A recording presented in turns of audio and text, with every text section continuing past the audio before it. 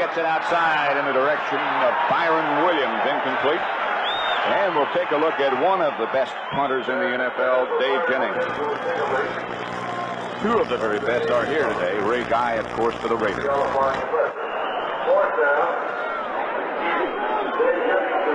Greg Pruitt, so many great years at Cleveland, will try to return the kicks for the Raiders. Penalty marker down already. Pruitt gets to the outside, dances to about the 43 before he's brought down by Lawrence Taylor. You know what happened on that play, Pat? The Raiders had too many guys on the field. The defense was coming off, and they didn't get off the field. So that's going to be against the Raiders, and that's an undisciplined thing. Doggone it. When it's third down, you have to get off. Illegal procedure against the Giants. Maybe they didn't feel that they gave them enough time to get off. That must be because the Raiders had about 15 men on the field on that play. In fact, I think they changed it there, Pat. That was against the Raiders. It was against the Raiders, okay. And that will probably be enough for a first down.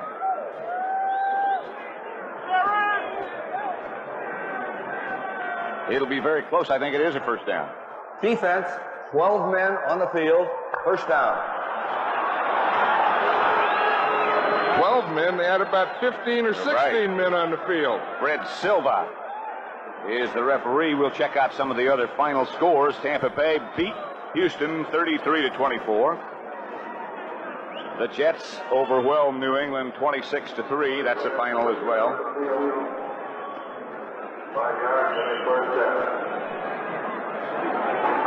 First down, Giants, just outside their own 40. No score as yet. Butch Woolfolk, the lone setback. Scott Bruner is the quarterback. Ernest Gray in motion. Outside quickly to Gray. Raider defense gets out, reacts quickly, led by Bob Nelson. But it got good yardage nevertheless. Bill Piquel has taken the place of Lyle Alzado at right defensive end. There he is, number 71. And there is Lyle Alzado over on the sideline, checking his ankle. Lyle Alzado is a guy that comes off the bus or into the locker room ready to play. I've never seen a guy get as fired up to play a football game as Lyle Alzado. Byron Williams in motion. Woolfolk, the ball carrier, cuts back inside. Good yardage. Another Giant first down. Bob Nelson on the tackle. Raiders think a lot of number 71, Piquel. Well, you know, he was a rookie. He was their number 2 draft choice from Rutgers. And he said that he came in and he's just strong. He plays a run. He plays the pass. Watch him right here on Brad Benson. Benson does a good job because Piquel gets up too high. You see, he was standing up, but he did a nice job of getting off the block and back in and helping the tackle. But Woolfolk got the first down, so the Giants move into Raider territory. John Mishler. That's the final score. New Orleans beats Minnesota 17-16. Big win for the Saints. And a big loss for Minnesota. More than any NFC Central is, well, unpredictable. How about that NFC West? It's the same thing. The 49ers lose today to Chicago. New Orleans wins. They can get back in that thing. Of course, the Rams are playing not too far from here against Buffalo. So a lot of things could happen in both of those divisions before this day is over. 2nd and 9. Woolfolk got only one. Byron Williams put out wide to the right. Ernest Gray wide to the left. Here comes Williams in motion. Bruner hit from the outside by Rod Martin. Another of the Raiders who's having an outstanding year. Hey, he's an amazing guy. He's in his 7th year now. We drafted him 8 years ago. He was our last pick, the 12th round pick. We waived him. He went on, played with the 49ers, and then he came back. He was the outstanding player in the Super Bowl a couple years ago. They just didn't block old Rod on that play. See those eyes? He said, I like that. I play outside. I come in and rush the passer. No one blocks me. He said, that's a pretty good deal. That's the way to play it. John Tuggle now in the backfield with Joe Morris. As the Giants have to throw. Instead of that, they run a draw play to Morris. He shakes to the outside, gets back to the original line of scrimmage, is out of bounds, and the Giants will have to punt. For an update right now, let's take you back to our New York studio and Brent Musburger. Well, Pat, New Orleans did beat Minnesota, and Chicago did beat San Francisco, and now the Packers are trying to be tied for first in the NFC Central. That was Dickie to Lofton, Dickie's 27th touchdown pass of the season. Let's go back to Pat and John. And you're looking at Dave Jennings at the Los Angeles Coliseum, the home of the Los Angeles Raiders. Greg Pruitt is standing at his own 10. Dave Jennings will punt for the Giants. Good shot. Pruitt lets it sail. No. He finally does catch it at about the 5-yard line. The Giants were down quickly, but a penalty marker has been dropped on the field. 45-yard punt. 45-yard punt by Jennings. No return as the officials go into conference. 1982 Raider highlight film is now available free for group towing. The small rights to Los Angeles Raiders are used as convenient mail-in coupons. That's the final score. Washington hung on to beat Philadelphia 28-24. Those of you who watched that Redskin victory, welcome to the Los Angeles Coliseum. Pat Summerall and John Madden. 45 officials call. on the run back. Illegal push in the back. It'll be first down. First down, Raiders at their own 2-yard line. Not a very good way to start your offensive day. Tom Flory, Raiders coach. What a nice guy he is. Well, you know, the Raiders seem to have so many things go wrong, but they always win. That's what the good teams do. I mean, they have 42 turnovers, second worst in the league, but they just keep winning. Jim Plunkett drops the ball in the end zone, and the Giants will have a safety. Plunkett. Bill Courier came up quickly. Plunkett fell on the ball in the end zone, and that's just what you were talking about. That's the type of thing that happens to him. You know, as Tom Flores was saying, he said, we just can't go out and have an easy one. He said, every game we win, we have to make a game out of it. Plunkett, of course, making one of his what seemed like annual comebacks. Well, here it is right here. You know, he starts to turn. See, he's reverse pivoting. He's going to reverse from the left to the right, and right in the middle of his pivot, he just lost the ball. And that's a smart thing. Just dive on it. Give him 2. If he does start scrambling around there, if the Giants recover the ball, of course, that would be 7-point, 6-point touchdown. And with Haji Sheik, it'd be 7. You're right. Right, Jim Plunkett was just telling the center, Dave Dalby, there. He was saying, hey, it was me, it wasn't you. Because he did get the ball from the center. We never had a chance to tell you who was playing on offense for the Raiders, but we will get to that. This is the tough part coming up of a safety right here. Of course, the 2 points often turn out to be very important, but then you have to give the ball right back. Ray Guy. He'll keep it up there a while for you. He will, and you have to give it back in good field position because you have to punt from the 20-yard or kick from the 20-yard line. The Raiders choose to punt. Well, a lot of times people wonder why they don't kick off, but the reason is you can't use a tee. You have to kick it off the ground like a field goal or an extra point, not like a kickoff. Right, and a punt should be able to go farther than a kickoff, a free kick. And stay up there a lot longer. He didn't get it.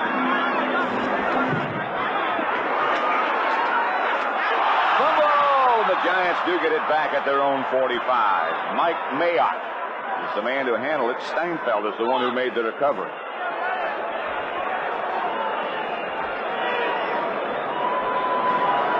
You know, a lot of times you get your kickoff return team in there and you get guys that aren't used to catching punts. But here he caught the punt. It was just a good hit by the Raiders. So the Giants take over and they lead 2-0. Pat Summerall, John Madden at the Los Angeles Coliseum. Giants 2, Raiders nothing. 9:11 left first quarter. That's the final score. The Browns starting to roll, improve their record.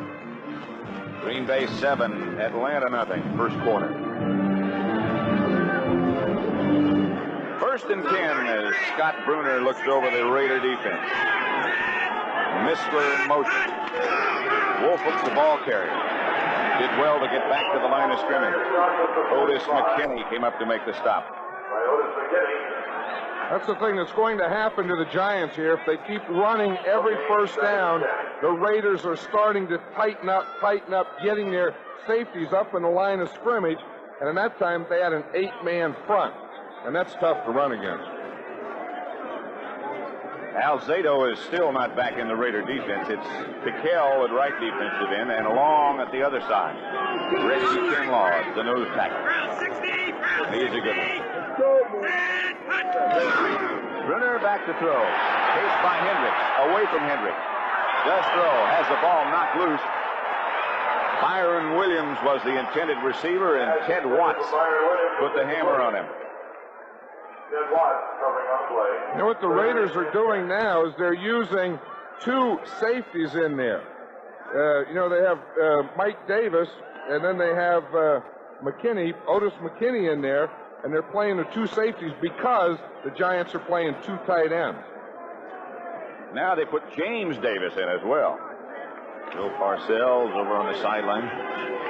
The Los Angeles Coliseum, home of the 1984 Olympics, or some of them at least. That's Missler in motion. Bruner out of the shotgun. Outside quickly for Missler, thrown behind him. And Jennings will have to come on to front. James Davis on the coverage. That's one of the things that Parcells knew they had to do, and that was throw quickly. Throw quickly, and of course one of the big problems is because they really can't pass protect against that defensive line of the Raiders. Jennings standing at his own 30. Greg Pruitt back at the Raider 10. Beautiful Southern California day.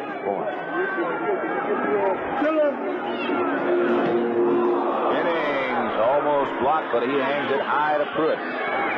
Pruitt at the 16. Signaled for the fair catch. Tony Caldwell was the Raider who came close to blocking that kick of Jennings, but it was a good punt nevertheless. 39 yards, no return, so a 39-yard net. Raiders have the ball at their own 16. First and 10 with the Giants leading 2-0. 8:14 left to play in the first quarter at the Los Angeles Coliseum. Marcus Allen and Kenny King are the two running backs. Marcus Allen, hit by Brad Van Pelt, might have spun backwards for about a yard. The offense of the Raiders: Jim Plunkett, the quarterback, Marcus Allen and Kenny King, the running backs, Cliff Branch and Malcolm Barnwell, the wide receivers. Up front, Bruce Davis, Charlie Hanna, Dave Dalby, Mickey Marvin, Henry Lawrence, and the league's leading receiver, Todd Christensen. Tight end. Branch at the bottom of your picture, Barnwell inside of him. Plunkett hands to Kenny King. No, Marcus Allen, sorry. Lawrence Taylor on the tackle. 23, Brian Kelly made the stop. The Giant defense, it's a three-man front.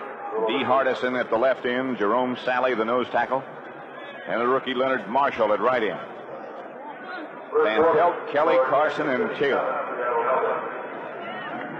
Perhaps the league's best linebacking crew.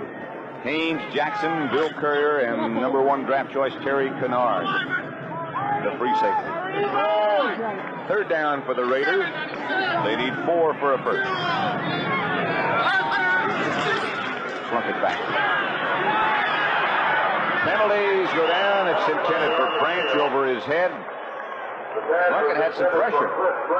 He did. You know, one of the interesting things that the Raiders do, that's going to be a penalty against the Raiders holding. I'm sure it'll be declined because the Giants want the ball.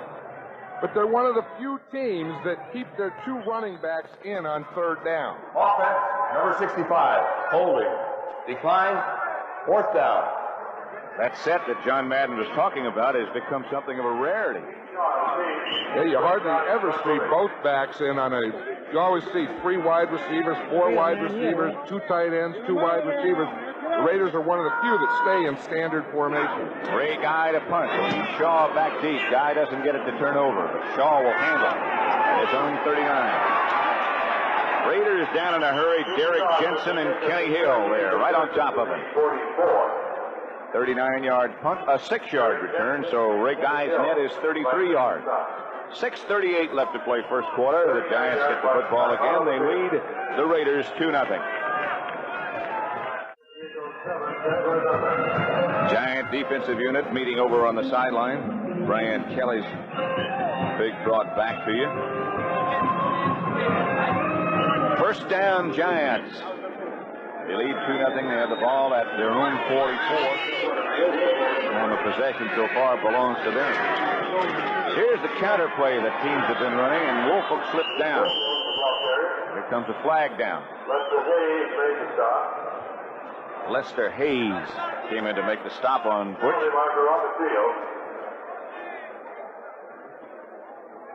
Personal foul, Raiders. Personal foul against the Raiders. I'll tell you one thing, the Raiders are giving the Giants all the opportunity that they need here in this first quarter. Already gave them a safety. Defense, number 36, personal foul, unnecessary roughness, blow to the head. First down. 36 is Mike Davis. He doesn't think he did anything. First down at the Raider 37. Gray in motion. Woolfolk on the counter play, nothing doing. Nothing doing. Still has the ball. Swings to the outside. Cuts back inside, and Butch Woolfolk, with a heck of an effort, gets something from nothing. Lester Hayes knocked him out of bounds. Rod Martin had a shot at him in the backfield. I'll tell you, Rod Martin came from that right side like he was shot out of a gun. It was that counter play. Woolfolk faked to the right, comes back to the left. Now watch here. Now what? He'll start faking to the right, and then he's going to run back to the left. But watch Rod Martin. He'll come shooting in here, right to the right of the screen right there. Just as Butch Woolfolk turned, there was Rod Martin. But Woolfolk made a heck of a play out of that thing. And Scott Bruner got a heck of a block on Rod Martin to get Woolfolk get out of the trap. Bruner outside. Malcolm Scott, DH back. To the 30. For an NFL update, let's take you again back to our New York studio and Brent Musburger. Got the Packers get on the board again. It was a pass interference call against James Lofton down on the 1 that set up this touchdown. Dickey was on the roll, took it on in himself, and at halftime we'll hear from Washington Redskins fullback John Riggins. Back to Pat and John. Giants out of the huddle, third down. Line of scrimmage, the Raider 29. They need 2 for a first down. They send Missler in motion. Bruner backpedals. Pass knocked away by Bob Nelson and very nearly picked off by Nelson. Intended for Ernest Gray. So here comes Ali Haji Sheikh. Missed only 3 field goals all year. So you talk about a bright spot in this Giant defense. It has to be this guy, Ali Haji Sheikh. Watch Bob Nelson there. He's just playing a zone. He started back, saw the ball, boom, right over there, knocked it down with his right hand. Ali Haji Sheikh from 47 yards out. Bruner is the holder. 23 out of 26 on the year. 256 yards. Wide right. All you have to do is brag about people, I guess. So the Giants come away empty, but they still lead the Los Angeles Raiders 2-0 in the first quarter from the Coliseum. 5:25 remaining first quarter. Pat Summerall and John Madden, the Los Angeles Coliseum, home of the L.A. Raiders, who have the ball right now. Plunkett will throw on first down, or try to. Here comes Lawrence Taylor. Plunkett got it away. Marcus Allen dances to the 35. Bill Courier made the stop. Lawrence Taylor very nearly took the helmet and perhaps some more of the equipment off Jim Plunkett. You have the feeling that the Raiders may not know as much about Lawrence Taylor as other teams do because they haven't played against this guy who may be. Lawrence Taylor just may be the best football player in the National Football League. And he has to have special blocking. And certainly a lot of attention. That's Marcus Allen in motion. Handoff is to Kenny King. Takes a couple of mistakes. And King out of bounds after getting a Raider first down. Terry Kennard knocked him out. Maybe the Raiders do know more about him and say, well, let's just run away from him. He's lining up over on our left. Let's run Kenny King to the right. Well, really, a lot of teams try to run away from him, but he runs them down. He catches them. You can't run away from him to the inside. You can run away from him to the outside, but he'll run it down to the inside. First down, Raiders at their own 44. Giants leading 2-0. King in motion. Fake to Allen. Plunkett looks. Barnwell, another Raider first down. Hit down by Brian Kelly, but it's in Giant territory at their 43. 13-yard gain. I'll tell you one thing that they did. They kept their tight end, Todd Christensen, in, their leading receiver, the leading receiver in the whole NFL. They kept him in on that pass play to block Lawrence Taylor. That's Malcolm Barnwell, who caught the pass, who seems to be injured or shaken up or wind knocked out of him right now. Watch this. It's a little fake. He fakes to Marcus Allen. That takes the linebackers out to the right. Then Malcolm Barnwell comes in against the grain and finds that hole. That was Bill Courier who put the hit on that hurt Barnwell, but he came off under his own power. Well, the Giants had those opportunities, and they sure didn't take advantage of them. With all those opportunities and only come off with 2 points, that's not getting the job done. That's Branch up at the top of your picture, and Dokey Williams at the bottom. And he could do a lot of things. Williams has it knocked away right at the very last second. A good defensive play by Terry Kennard.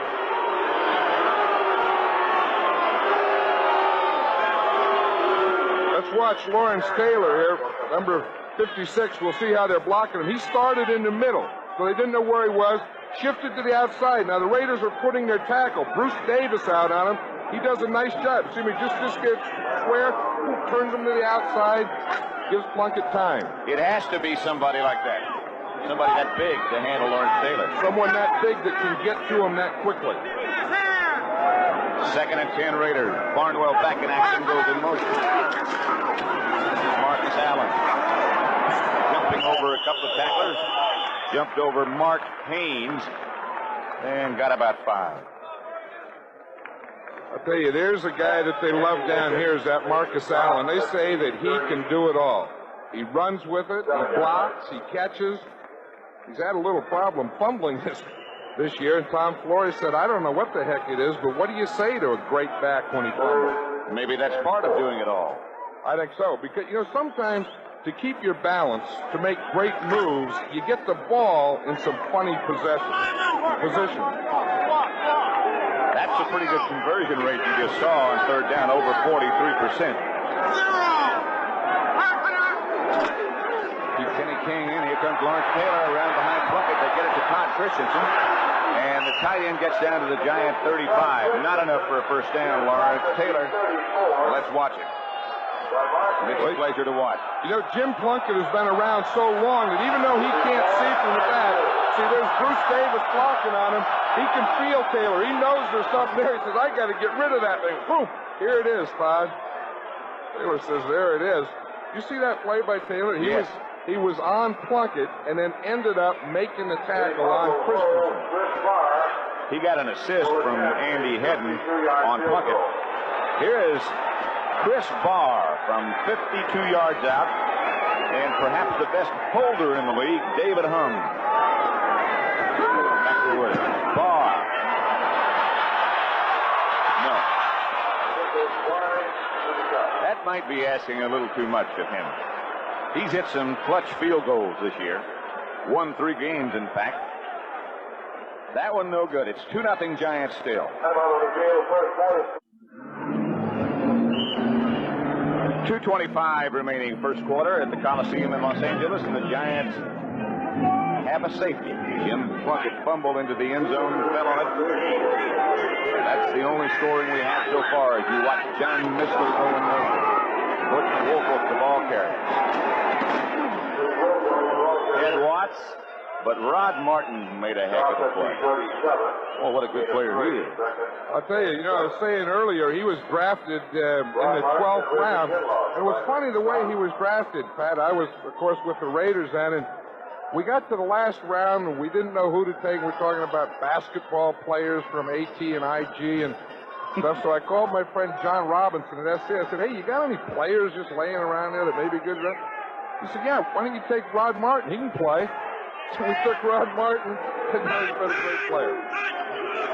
Raiders showing blitz. Davis showing. There's Rod Martin. And didn't, early in his career, he was cut, was he not? That's right. The Raiders cut him. The 49ers picked him up. The 49ers cut him, and then the Raiders got him again. Watch him here. He's the inside guy here, 53.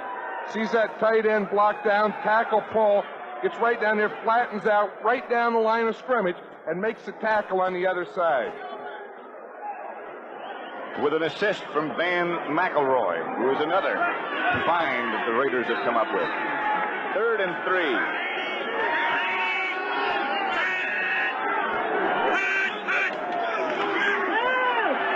Tonga to Missler. Bruner to Missler. Throw it quick, they say. That's enough for a first down.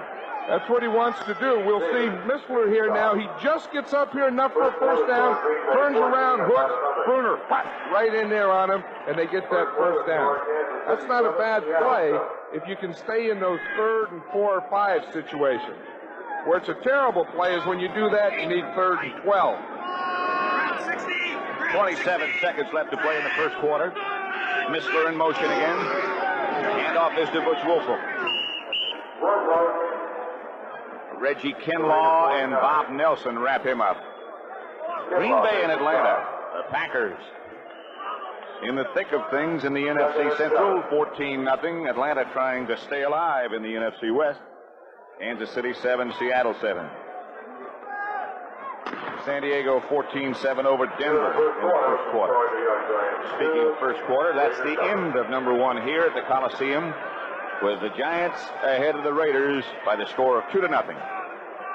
At 7, Giants leading 2-0 over the Raiders at the end of 1 quarter. Giants have rushed 13 times. Butch Woolfolk has carried on 12 of them. Make it 13 out of 14.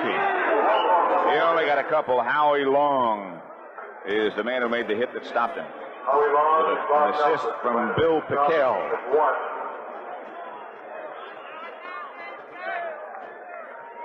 Very slow-moving first quarter. Greg Townsend, number 93, is another man. As Reggie Kinlaw coming out is another man you want to keep your eyes on. They said he wasn't big enough, but after they took a look at him, they found out that quickness sometimes overcomes bigness. And now he's getting big as well. Bruner incomplete. Missler was the intended receiver, but sometimes you can throw it too quick. Too quick, and I think maybe not far enough away from the line of scrimmage, because that ball, that pass protection was really good enough, and I think if they're getting a little push in the middle, maybe Bruner should drop a little deeper. Dave Jennings very quickly gets off another rocket. Greg Pruitt lets it sail, and it pops into the end zone and out. They'll bring it back to the 20. That's the ankle of Lyle Alzado, who is sort of the cult leader of the defensive line group for the Raiders. He has a bad ankle, and it doesn't look like he'll be back. Pat Summerall, John Madden at the Los Angeles Coliseum, where the Giants lead the Raiders 2-0. Second quarter, Cliff Branch out wide to the left, Malcolm Barnwell at the top of the picture. Marcus Allen. Pretty tough going in there. Listen to all that sound, all that cracking, boom, powering in there. You got to love that. Watch Dave Dalby now. He's been playing 12 years for the Raiders. He's going here against Jerome Sally. Watch this matchup here. Boom, Sally does a nice job. Gets underneath the shoulder pads. Hold that middle. Hold it, hold it, hold it. Here comes the ball. Pretty good. Spin around. He got it. Pretty good play by Jerome Sally. We ought to check that one out again. Pass by Bucket.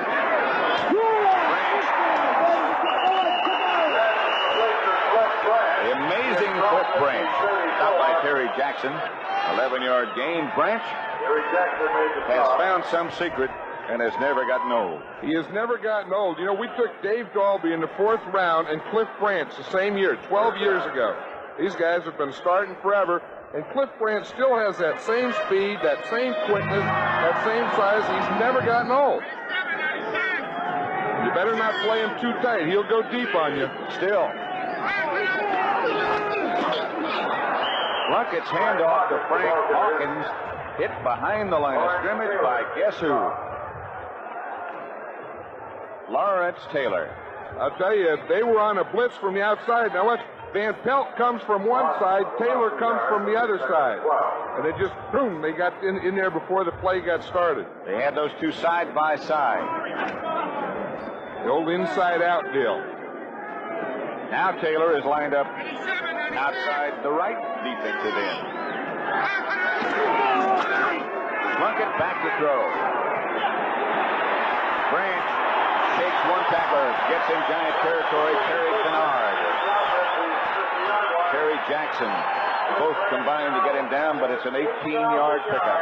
You know, you wonder how Cliff Branch gets so open on the out pass. The reason is that the corner, Terry Jackson in this case, is so worried about Branch going deep that he respects it too much. He gives him too big a cushion. He's way off. Then Branch can just cut out in front and catch it in front of him. With that catch, Cliff Branch has now gained over 8,000 yards on pass reception. Marcus Allen for just 2. Jerome Sally on the bottom of the pile. Here's what we were just talking about. The Raiders' all-time receivers. The great Fred Biletnikoff, the leader. Cliff Branch just got over 8,000, and then Art Powell. You know, Art Powell was a receiver that was with the Raiders. He was traded to Buffalo for Darryl LaMonica. That's how the Raiders got LaMonica. And Jim Plunkett is now their quarterback on his umpteenth comeback. Hawkins barrels to the 40. Lawrence Taylor made the hit that stopped him. Push to a first down. Maybe. Yes. I'll tell you, I bet you Dave Dalby made a block on that one. Because if you're going to run in the middle, if you're going to run against a 3-man line, you have to get that nose tackle block. Now, what happened on that play is Sally started to stunt. He started to stunt to his left. Mickey Marvin, the right guard, boom, picked him off, stopped that penetration, and they were able to get by. Raider first down, just inside the Giant 40. Here's Allen again. And he nudges for about 3. Brad Van Pelt stopped him. Stopped by Brad Van Pelt. For an update, back to our New York studio and Brett Musburger. 37. But the Packers are having a field day against Atlanta, playing without Steve Bartkowski. Here comes Dickey to his tight end Kaufman. Kaufman battles in, and now it's 21-0 Green Bay. They'd be tied for first if they can hold on. Back to Pat and John. It's 2-0 here, but the Raiders are on the move. 9:50 left to play in the first half. Plunkett back to throw. Now he takes off. Plunkett slides inside the 30. Brian Kelly on top of him. Plunkett looks in excellent shape. He has a tendency to gain weight, get heavy, but he looks good now. Well, I'll tell you, he's one of those guys that's very thick. He has great big legs, and he has to run all the time. Now, watch what they do to the nose tackle here. Watch the right guard in the center. You see that? Boom. The guard gets him there. Center goes to the other side. Mickey Marvin does a nice job of taking him to the inside. Then Plunkett has that big alley in there. There's a guy who can block, is that Mickey Marvin. He enjoys the game. Oh, he loves it. He'd play all day. Oh. Plunkett got enough for the first down. Kenny King is back in the backfield now with Marcus Allen. Plunkett back to throw. They get Lawrence Taylor blocked. They have Todd Christensen wide open. Christensen struggles down to about the Giant 12 before Terry Jackson can get there, but it's a 17-yard pickup. It's an amazing story right there, too. Christensen. Todd Christensen was a running back in college at Brigham Young, was drafted by the Dallas Cowboys. Wade went to the New York Giants. He was there for a week, and then the Raiders picked him up, and he was a special teams guy, and they made a tight end out of him. Watch him here. He just comes across. The Giants are in a zone defense. Cliff Branch drew all the respect over there. You see that? And that opened the hole for Christensen. First down, Raiders. Giants 13. Plunkett back to throw again on first down. The receiver, Don Hasselbeck, whom they got from New England. And Hasselbeck is a big target. 6'8". The Raiders get the lead.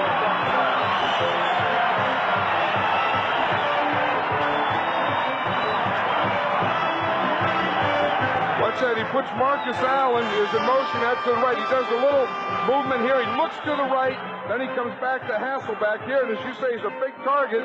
The Giants were in pretty good position. They had 3 guys there. But Hasselbeck was just too big. Whoop, right over the top of him. A good throw by Plunkett. Far for the extra point with Hum holding. Right down the middle.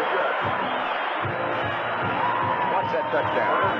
This is what happens when you have a 6'7" tight end. We'll see it right here. See, Plunkett can see him pick him out all the way. Look at that. You can throw it up over everyone right into Hass. That was a heck of a throw. It really was. There's the man who just scored the Raider touchdown, the only touchdown of this contest so far, Don Hasselbeck. Big target sure helps. He's caught 2 passes, by the way, as a Raider, both of them for touchdowns. John Tuggle. Slip.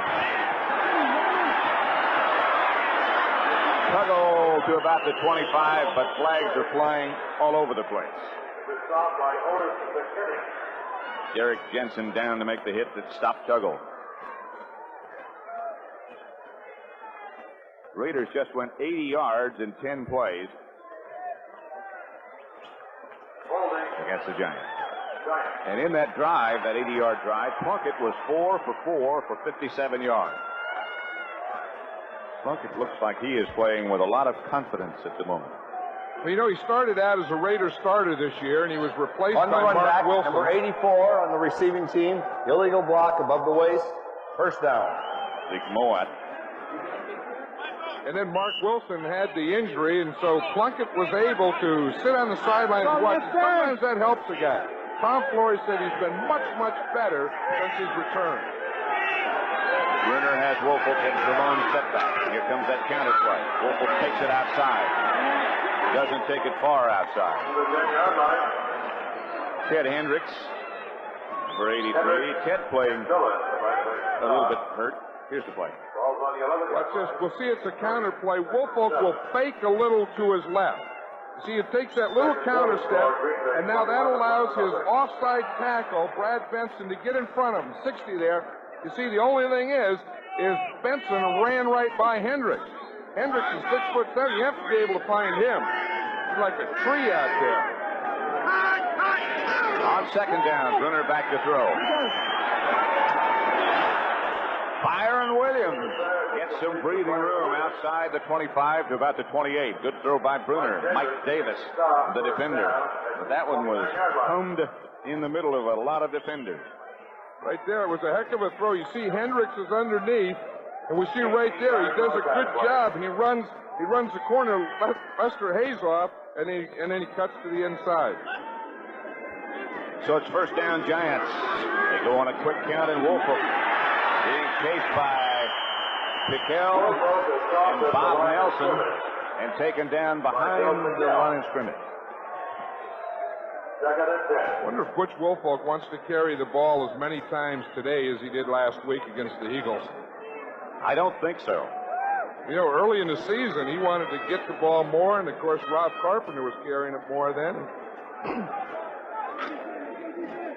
And now, since he's the only back there, you're going to get a lot of work. He's already carried it 15 times today.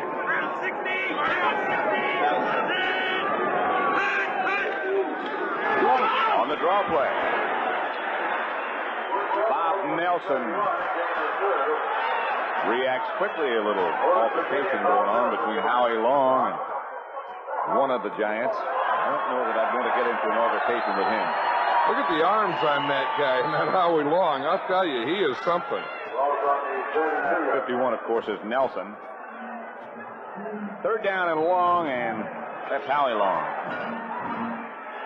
I tell you, we watched films of him yesterday, and I think we both agree that he may be the best defensive end in the league. Wow. Well, he's got everything. Good technique, good quickness, great strength. Bruner steps up into the pocket. Incomplete. Flag is down, however. Penalty is going to be against Mike Haynes. Byron Williams was the intended receiver against the Raiders. Defensive pass interference, number 22, first down. Of course, Mike Haynes is playing in his second game as a Raider. He played some last week against Buffalo. He's just gotten in the game here in the second quarter. And we see him here. You see he's the outside guy. He starts in there. He's okay. He bumps. Now the ball's in the air. It looked like he made contact before it got there with his left shoulder. So it's a first down, Giants. Off there, 7. 3 have come by penalty. Bruner fakes to Woolfolk on first down. Scrambles to roll, intended for Mowat. Incomplete. As Van McElroy and Rod Martin collide. I'll tell you, that Rod Martin's all over the field. We've seen him in the backfield. We've seen him back here running with the tight end. I'll tell you, he does everything on this play, doesn't he? Lester Hayes. I'll tell you, he has a different type of stance, doesn't he? He gets down there low, looking into the backfield. Looks like he's ready to broad jump. Or pounce on the receiver. Here's Bruner, trying to roll left to get under pressure. Does get it away to Mowat, who can't hang on. And McElroy, number 26, the defender. Bruner under all kinds of duress. Just managed to get rid of it. 3rd and 10. Kind of situation you don't like to be in. What happened at St. Louis on Thanksgiving Day? Every time they had a third down situation, they needed more than 10 yards on Thanksgiving. Every third down they had over 10 yards to go average. That's hard to win that way. Eddings with the man in motion. Bruner out of the shotgun, steps up into the pocket. Has Floyd Eddings, and Floyd Eddings has some room, and he can run. Eddings to the Raider 35. Down at the 32 by Van McElroy. 30-yard gain as Eddings showed good balance and aggressiveness to go with it. And I'll tell you, the Giants are doing a good job of pass protecting here. You see, because Bruner now can step up. You see, he can step up. He can get the ball out there to Eddings. He had man-to-man coverage, and once a man who was man-to-man on him fell down, he was able to pick up another 20 yards. So I tell you, it all started with the pass protection on that play. It usually does. Here's Bruner. Let's see if he goes to work again on first down. No, the counter play again. Put Woolfolk inside the Raider 30 to about the 26. Bob Nelson on the tackle. That was a different type of counter play there. They usually try and get that to the outside, but the Raider defense was springing it out, so Woolfolk cut it right back in a lot tighter than he usually does. But heck, he still picked up 6 yards. So it'll be 2nd and 4. That's a comfortable situation. Atlanta on the scoreboard against the Packers. It's 21-7. The counter play again. This time, Woolfolk lost about 3. Ted Hendricks and Matt Millen. That was a heck of a play by Hendricks here. He played both the outside and the inside on that play. There's Ted Hendricks there. Watch, he's the outside guy. Now, Woolfolk starts to the inside. He plays inside, knocks the guard down, and then he bounces back to the outside and makes the tackle.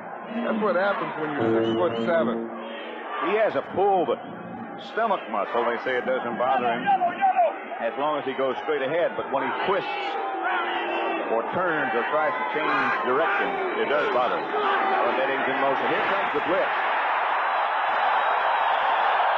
Long, it may not have been a blitz. I don't know where he came from, but they had some kind of a stunt, I'm sure, because he came up the middle. Well, just Long will come in, and he'll play tackle. He plays in the inside on passing down, and it was a stunt. He just got free straight up the middle. Bruner looked up, and there was 75 Howie Long right in his face. So the Giants were knocked out of field goal position. Of course, they have to punt. Dave Jennings back to kick. Greg Pruitt back deep for the Raiders. Los Angeles 7. Punted block. Tony Caldwell.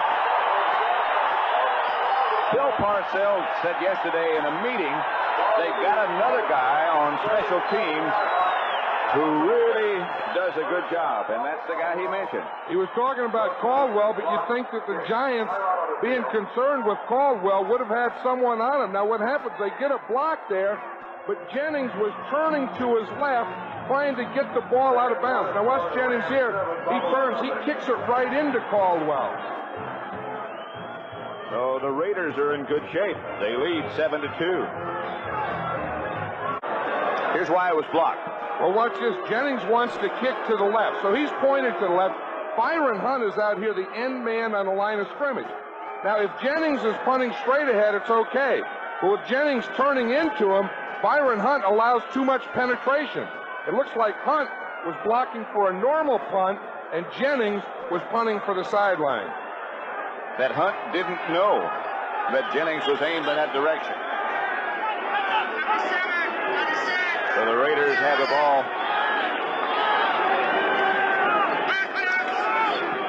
Plunkett going to work. Christensen open. Todd Christensen out of bounds at the Giant 31, knocked out by Brian Kelly. An interesting story about this guy. When he was drafted by the Cowboys, apparently they saw something and they said, we want you to try to play tight end. And he said, no, I don't want to play tight end. I'm a running back. So they had too many running backs. And he went to the Giants for a week as a running back. And is now the league's leading receiver after the Raiders convinced him that that was the spot for him. You know, originally he came to the Raiders as a running back, and they used him in passing situations, not at tight end, but out of the backfield. Funny how things develop. Plunkett again. Barnwell will get only a couple of yards out of that reception. Brian Kelly again on the stop. You know, when he first came with the Raiders, he was a special teams captain because he was a heck of a special teams guy. The other thing that they did with him, because he was such a good athlete, they made him the punt center, the punt snapper. And he's still doing that. Kansas City leads Seattle 14-7, second quarter. San Diego with Fouts, the quarterback, 21-7. The Rams leading Buffalo 7-0. Plunkett back to throw. Good protection. Intended for Marcus Allen, who had pulled up after coming out of the backfield. This is the thing, as we watch the Raiders now, we'll see it's third down and long yardage, but they don't make any of those substitutions. They'll still be there. They'll still have the two backs in the backfield, one tight end and two wide receivers. Tom Flores was saying yesterday one of the reasons they do that is because, number one, Christensen is such a good receiver, and so is Marcus Allen. And it's another way to get the ball to Marcus Allen. Said he'll get the ball 55 more times by pass reception.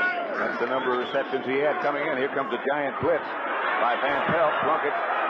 Ball is batted away by Harry Carson, intended for Christensen. That was the coolest bat away I think I've ever seen in my life. Harry Carson was like he was standing out in the park there. Watch Carson. He's 53. He's playing a zone. So he's backing up, squaring off. Look, he sees Christensen there. Let's see if we can see it when the ball's there. Watch it. He just reaches in and goes, whoop. 47-yard field goal. 47 yards out for Chris Barr. This one he can reach.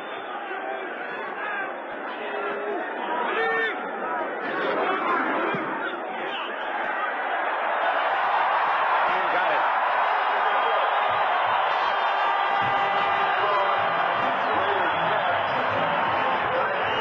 So with 2:09 now left to play in the first half, it's the Raiders 10, the Giants 2. At the Los Angeles Coliseum, Pat Summerall, John Madden. The Los Angeles Raiders lead the Giants by the score of 10-2. Chris Farr to kick off. Butch Wolfel. John Tuggle now has it. Tuggle outside the 20. Jeff Barnes down to make the hit. Tuggle got to about the 23. Jeff Barnes made the stop. And we will probably have before play, and we will have indeed, the 2-minute warning before anything else happens. The Raiders 10, the Giants 2. 16 yards on the return. Many around the league today. Still no Lyle Alzado at defensive right end for the Raiders. Otherwise, it's the same as they began.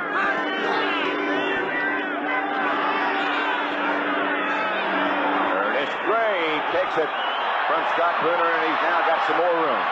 Gray gets out of bounds at the Raider 45. Lester Hayes got him out of bounds. 32-yard gain. Ernest Gray having a great year. Watch him. He starts here from the outside. He's running an in pattern against the zone. You see the corner. He lays off. Watts did. He's pointing in there to him. Gray makes the catch. Boom. Gets out here to the sideline.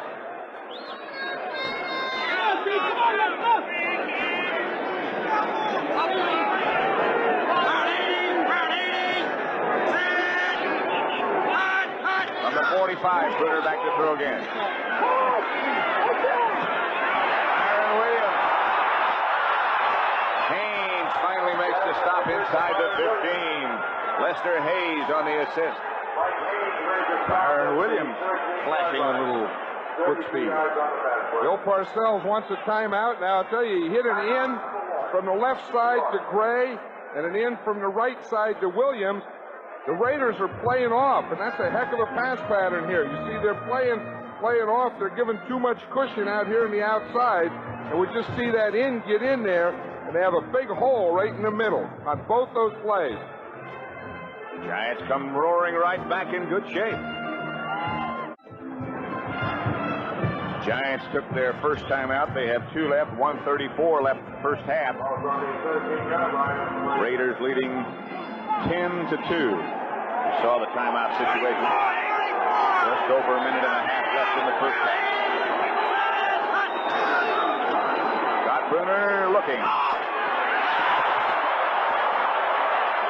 Intended for Ernest Gray, a little bit behind him. Mike Haynes right with him. Well, on that one to Gray, Mike Haynes was so far off that Gray just beat him in the inside. Here he's playing man-to-man. He's playing an inside technique. Gray is running inside, and Haynes had that ball go right into his hand. It's tough to run an in down there in the goal line when the corner is playing the in. What they should do is come back with that same thing and run a corner. Bend them to the inside and then back outside. Of course, Mike Haynes hadn't been here that long, hasn't played that much this year. Missler doing the motion. Raiders on a blitz. Brunner gets it away. Incomplete. No flags. Mulledy was the intended receiver. Van McElroy was out there with him. This one here is good pressure here on Brunner. This time, you see, he does a little fake here. Here comes Nelson. He's coming up the middle. Rod Martin from the outside hits him just as he throws the ball, but that should have been caught. Again, he has a guy hanging on his shoulder. He gets the ball out there. You have to catch those passes. That was a good throw, especially under those pressure conditions. You'll have pressure on this one. Third down and 10, and Brunner backpedals, and here comes that pressure. They go in the corner.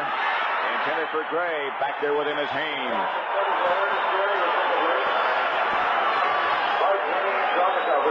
Here comes Ali Haji Sheikh. So we see Haynes out there again. He's playing the inside. They run the quick up. Now, the thing that Gray did wrong there, Pat, you should bend him in a little. Bring him in. Get that corner to think you're going inside because he's playing inside. Then you get a little room to the outside. Gray just went straight up, and Haynes just stayed right with him. From 31 yards out, Ali Haji Sheikh with Scott Brunner holding.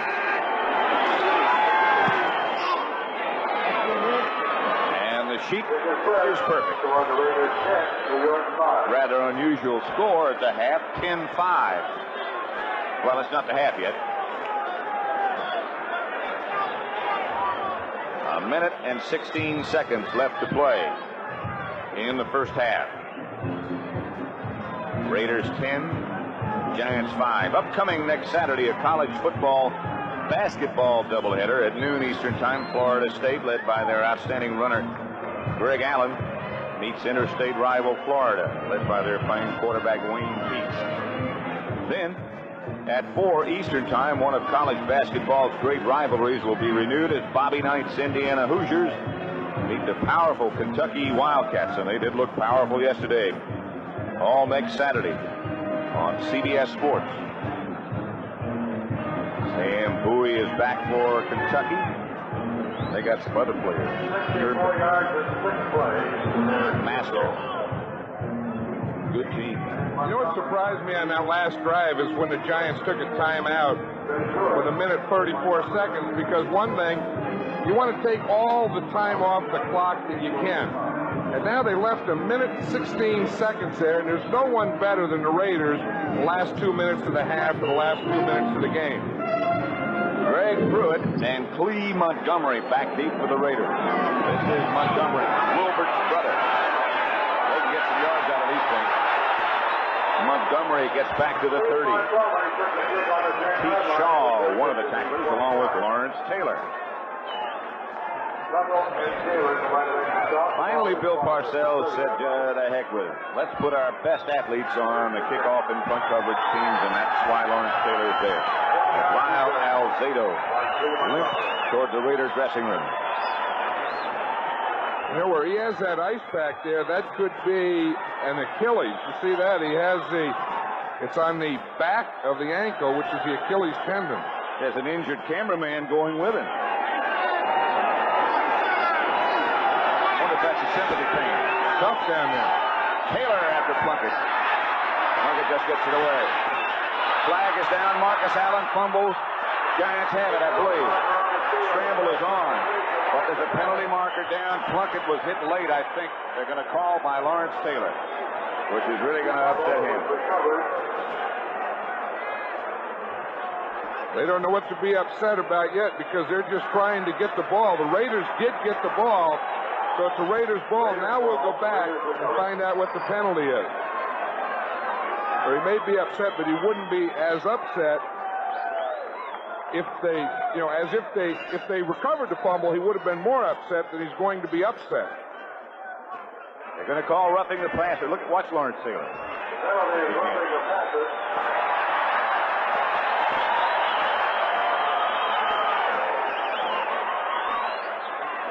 Defense, right end, personal foul, roughing the passer, hitting him from the rear after the pass, first down. They call Lawrence Taylor the right end. He's a right linebacker. Now watch him here. Now, Plunkett, he's going to come from the outside. Here he comes right here. Plunkett throws the ball, and he hit him after he let go. He really didn't hit him in the head, though. He just hit him in the back. He didn't get as upset as he did earlier in the year. Now he's lined up in a different place. Marcus Allen. Close to midfield before Terry Kennard made the stop. Terry Kennard made the stop. Here's just what you were talking about. 50 seconds still left to play in the first half. Well, you see Jim Plunkett coming off the side here, and Tom Flory's talking to him, and they've been in that position so often. The end of the half, the end of the game, they're behind, they need something that, doggone, there's no one that does a better job. That's a tribute not only to the players, that's also a tribute to fine coaching. Well, you know what it is? I think it's one of those things that the Raiders have that tradition. And then the new players come in and they learn that. We're never out of the game. We always have time. We just have to, stay after it, keep going, and they just believe in that type of thing. What is your feeling? because of your long association, well, not anymore, with the Raiders. Do you have any emotional involvement with him? Not as much. You know, had we done this game the first year I retired, it would have been a lot tougher. But there are 15 players out of the 49 that were there when I was there. So, you know, you travel around, you get farther and farther away. So it's really not that tough now. Second down, about one. Both teams have 2 timeouts remaining. Plunkett drops. Gets it up the middle to Christensen. Can't find a handle. Had it, juggled it. Lawrence Taylor had him by the jersey, and as Christensen tried to recover, Taylor wouldn't let him back. Lawrence Taylor is playing Todd Christensen man-to-man. He hits him square up there, gives him a forearm. Now he's going to run with him. Christensen has the ball. He starts to bobble it, and as he's bobbling, trying to get it, Lawrence Taylor grabs him. An amazing player. 3rd and 1. Lawrence Taylor said, I want to beat on you a little before I cover you. Which he did. Marcus Allen has the first down and more inside the 40 to the 37 before Harry Carson gets it down. 15 yards for Marcus Allen. I think this is the thing that the Raiders realize, that when you get in this situation, you have plenty of time. You don't have to go back and throw every time. You can mix, you can let them rush the passer, think it's a passing down, get them all collapsed to the inside, and give the ball to someone like Marcus Allen. That's the thing. You know, when you get down there and you have over a minute, you have all your timeouts, that's really a lot of time. Did you notice Marcus Allen then, when he knew he was going to get hit, cover up the ball? He got what he thought he could get. He knew he had a first down, obviously. And then when he saw a collision was imminent, he covered up the ball with both hands. Well, that's when they have to do it. You know, they can keep it out there while they're running, but when they have to get it away is just when or just before they get hit. Tom Flores. Next Sunday, the NFL Today will begin it. St. Louis at the New York Giants, the Rams at Philadelphia, and Atlanta will be at Washington. That begins at 12:30. And the doubleheader will have Dallas at Seattle, Tampa Bay at San Francisco, the 49ers. That's coming up next Sunday. Timeouts remaining now. The Raiders down to 1 with 38 seconds left to play, plenty. And the Giants to 2. And when they have that 1, they want to save that for the field goal.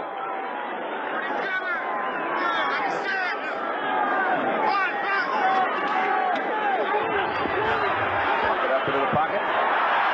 Branch at the Giant 20. See, they'll go hurry up here because they don't want to use that last timeout. They'll probably try and get the ball out of bounds or in the end zone. Plunkett goes out of bounds. Incomplete. Calvin Muhammad was the intended receiver, if indeed Plunkett was trying to get it to him. What he was trying to do is just get that ball out of bounds. Here's the play before. Here's Cliff Branch. He's running up, holds him, runs back to the inside, gets that ball for the first down. Then they hurry up, get the ball out. Now it's second down, 15 seconds. They'll take one shot in the end zone now. They make it, of course, it's a touchdown. If they don't, they'll kick the field goal. Don't forget they have the luxury of that one other timeout remaining. So this is a well-conceived, well-planned drive by the Raiders.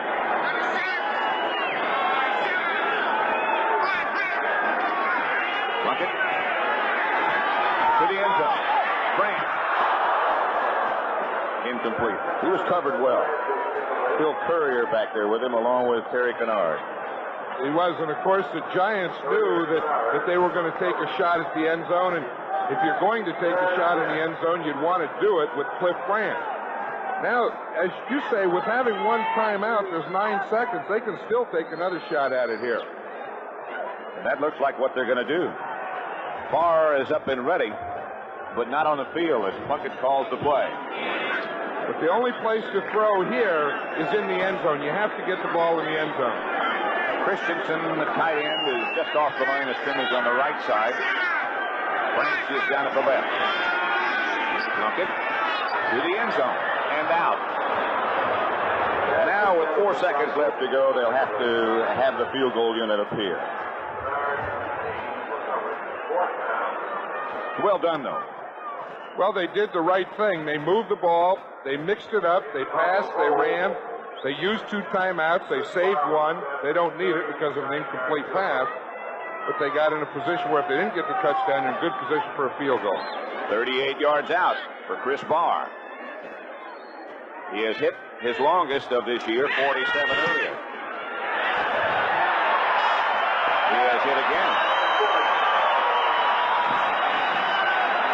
And the Raiders move further in front. That's the end of the first half as Bill Parcells takes his troops into the Coliseum locker room along with the Raiders. And Tom Flores, 13-5. Don't know that we've had that score before. But the Raiders lead the Giants by that margin, 13-5 at the half. You're not going to believe what we're about to show you. The Atlanta Falcons have just done it. A 50-yarder with time running out in the first half. They pulled it within 3 points of the Green Bay Packers. There is the score. They'll kick that extra point to make it 24-20. You would think that the defense would have learned its lesson. Let's show you what's happening in this game right now. Now, the Packers dominated early. Here's Lynn Dickey. Look at this catch by James Lofton for a touchdown. Now it was interference at the 1-yard line on Lofton. So Dickey rolling out, nobody open. He bangs on into the end zone, and hey, this game's pretty easy. They were leading 21 points, and back came the Falcons. William Andrews caught a touchdown pass, ran in for his second score. Then, look at this. Big Ben to the right, and here comes Irv. You can't believe it. Morosky's arm is nowhere near as strong as Bartkowski's, but look at that. Same result. Brady Packers back on defense, he comes up with it. I don't believe it happened, Segler. Everybody said, what terrible defense San Francisco had last week. That'll never happen again. It did happen again. Check this one out. The San Diego Chargers right now lead the Denver Broncos 21-7. Let me tell you a story of that game. It's a quarterback by the name of Danny Fouts. The Chargers are a totally different football team when he is back in there. He's thrown a pair of touchdown passes to Kellen Winslow, 12 of 19 for 141 yards. You know what he's getting ready for. Thursday night in San Diego. Here come Al Davis and the Raiders, and Fouts wants to be ready for that one. Seattle and Kansas City. Kansas City was ahead here, 21-7. The Seahawks have come back, 21-14. Kurt Warner has scored on a dandy 28-yard touchdown run. The Rams and Buffalo. Vince Ferragamo has thrown 2 touchdown passes. Moments ago, he hit Preston Denard. That put them ahead of the Bills by a score of 14-7. And, of course, the game you're watching here, the Raiders, they always find a way. They lead the Giants right now by a score of 13-5. Now, here came the safety, the Giants on the board. Jimmy Plunkett just simply couldn't get the handle, and the Giants stormed in on him. But you know it's not going to take the Raiders long. No way. They know how to win. You know, we talk about that a lot with that club, but they know how to win. Here's a quick pass to Don Hasselback for the score, and, of course, the Raiders lead at halftime 13-5. I still can't get over the Atlanta Falcons. Hey, we got more scores and highlights. We'll hear from John Riggins. That's coming up on the NFL Today after these messages from your local stations.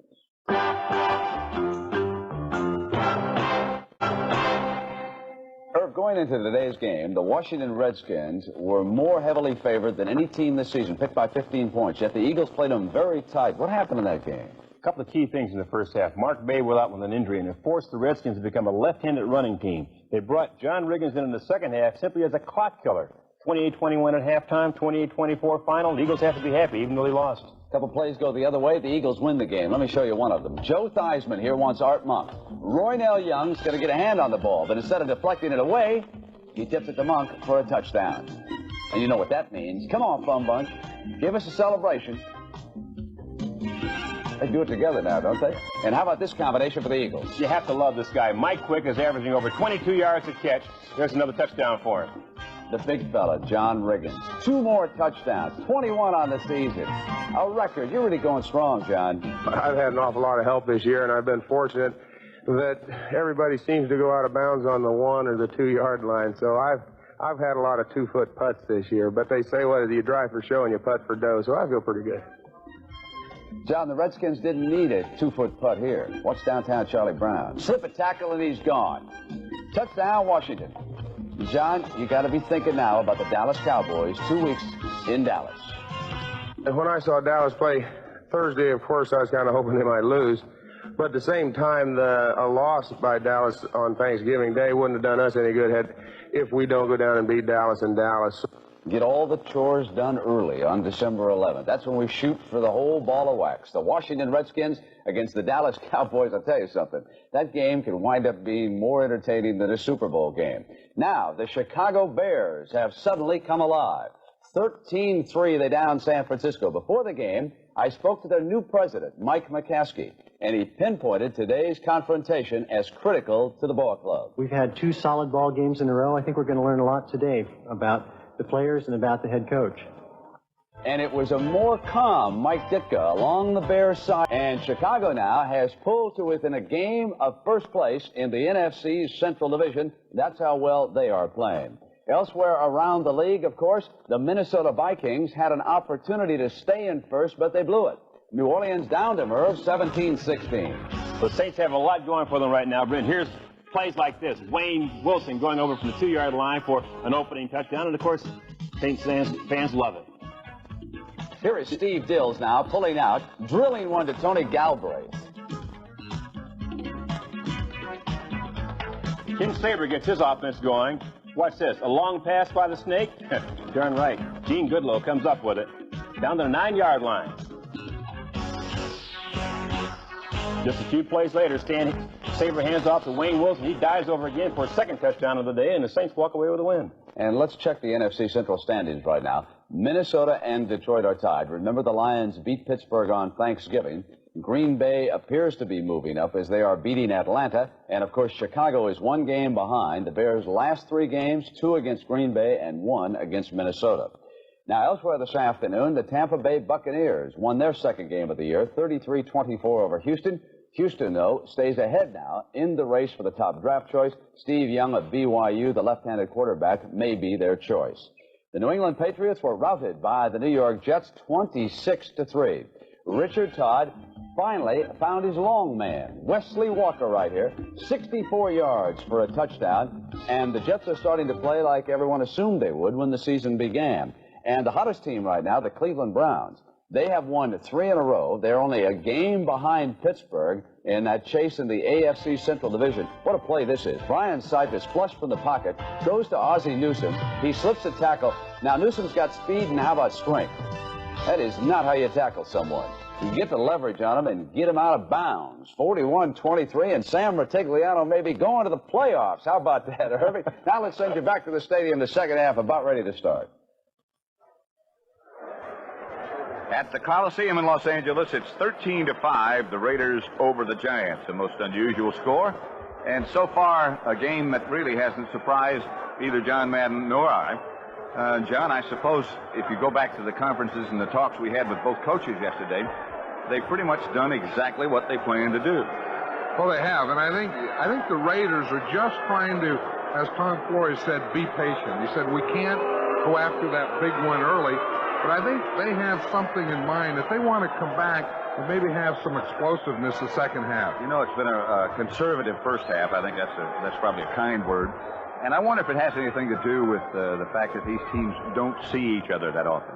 I think so. I think on the Raiders side it does. You know, it's not like playing the San Diegos and the Denvers. They play in the Giants. They haven't played them in a long time, and they're really kind of sparring with the Giants. I think the Giants are probably happy to play this type of game. And the Raiders do turn the ball over.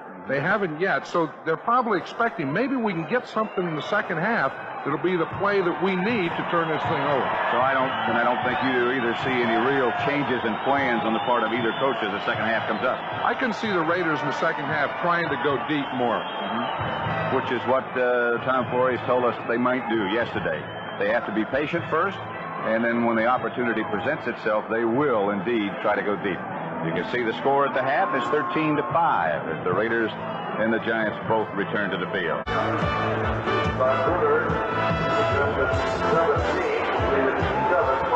As John Madden and I were talking just a minute ago, there have been only 2 previous meetings between these two teams. Raiders won them both. So unfamiliarity might be a factor on both ends of the field. This is going to be Cleve Montgomery.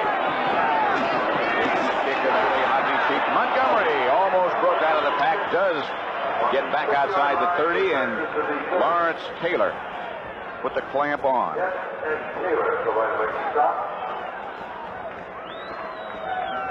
Halftime statistics, pretty even, really. It is, and the big thing there is there's no turnovers by either side, and I think that's why we have this type of game. I really had the feeling that both teams were sparring in the first half. Maybe the Giants were waiting for one of those frequent Raider turnovers, and they just haven't given it to them yet. Raider first down at their own 30. They lead 13-5. Plunkett had a good first half. Marcus Allen in motion. Plunkett goes back to throw. Lawrence Taylor after him. Plunkett steps up, hits Cliff Branch. Branch tripped up by Brad Van Pelt. Up close to midfield, about the 47. Cliff Branch is 35 years old. We were talking yesterday about who is the oldest starting wide receiver he might be. I'll tell you, but he looks the same. You see how, I mean, he has so much experience. He's coming across. He just feels. He feels there's Carson sitting in there. He's going to go underneath. He feels him there. Boom, he just goes up to the outside. What's 79 here? Bruce Davis. He's doing a pretty good job of blocking Taylor, keeping him to the outside. And Plunkett, feeling that pressure from Taylor, stepped up into the pocket very nicely.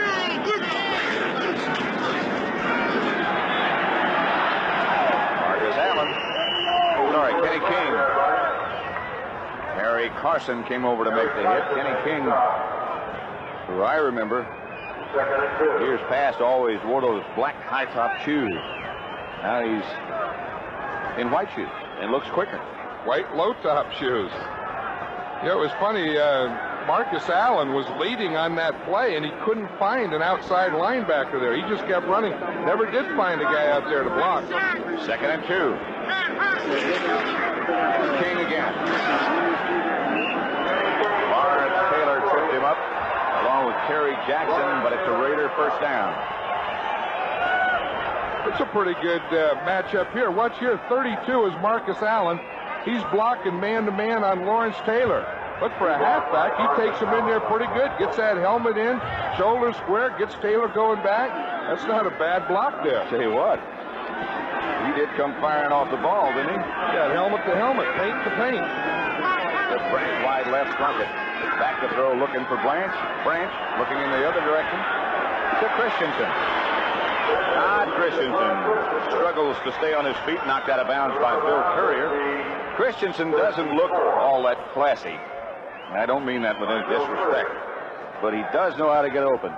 Well, you know, the thing that helps him is he has two speed receivers on the outside, and Cliff Branch, Markham, Barnwell, they go deep, and he comes underneath a lot. You almost have to have your name start with a C to play tight end for the Raiders, don't you? Asper, Chester, Christensen, Billy Cannon. Right. Marker down as Greg Pruitt was the ball carrier, but the flag is thrown in that area of holding. That's what it's going to be. That's in the area where they usually catch the center or either guard. Right there in the running play. When there's a running play up the middle and they throw it that quickly, right at the center, it's one of those middle people in there holding. Offense, holding. Number 50. 2nd down. Dave Dalby right in the middle. Right in the middle. When they throw that flag, it's usually thrown right at the guy. Raiders have only had 2 offensive centers in the history of their franchise that goes back to 1960. The great Jim Otto, Hall of Famer Jim Otto, and now Dave Dalby. Dave Dalby looks like the center, doesn't he, in the pitch? The beard, the whole thing, the sweat. Pruitt in motion. Hand off to Hawkins.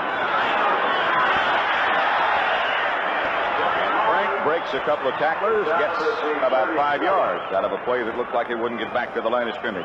Terry Kennard makes the stop. You know, the Giants don't line up in an even defense much. You see here, they don't have the center covered.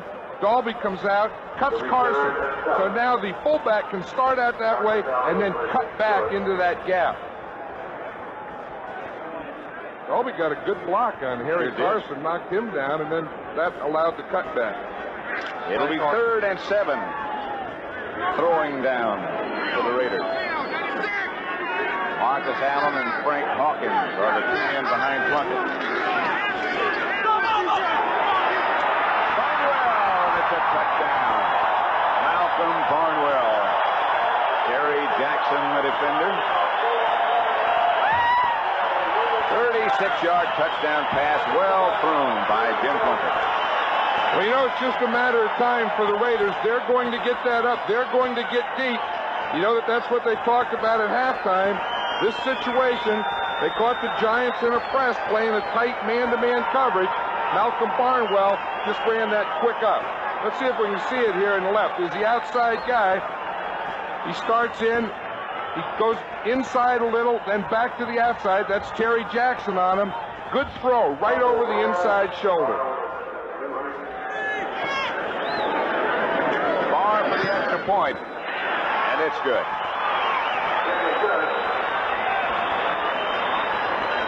Let's see if we can watch the pass protection here. Plunkett has good time. He's just backing up, throws the ball out, touchdown. Led Barnwell away from the defender. That's a good throw.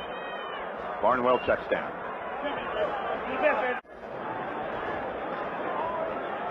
Pat Summerall and John Madden at the Los Angeles Coliseum. It's 20 for the Raiders and 5 for the Giants.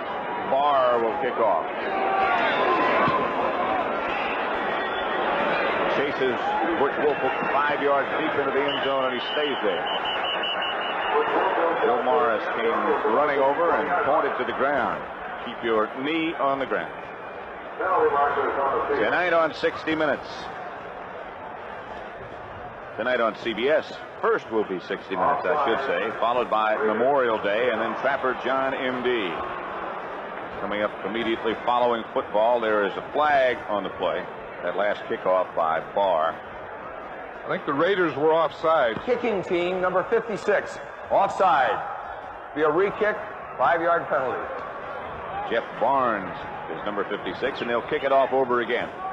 This time Barr from the 30. Ball will be kicked from the 30-yard line. You know, that deep pass to Barnwell, you knew it was just a matter of time. They just kind of sparred that first half, and that's what they look for. You know, they're setting that up the whole half, and they're trying to find the situation, find that situation where they can get it. That 3rd and long was the situation. Got the tight coverage, couldn't wait, boom, went right to it. It was 3rd and 7. And they've been going short, been going across the middle. And exactly what Tom Flores, the Raider coach, said yesterday, we have to be patient. And I think that's about as much patience as they can have, one half, and then they go in there at halftime in the locker room, and they have Polaroids. You see, they take Polaroid pictures of all the defenses in the first half. Then in the second half, then at halftime, they go in and look at these things and find how they can beat the defense. Good fire, big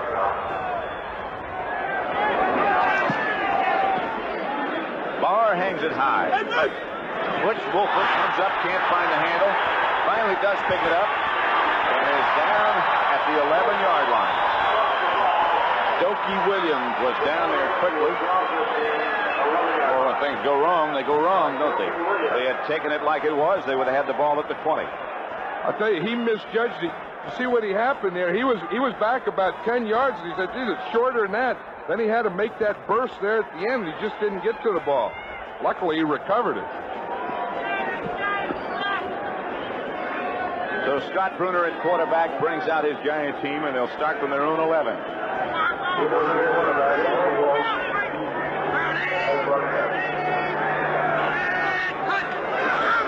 Malcolm Scott was the man in motion. Bruner throws to Zeke Mowat.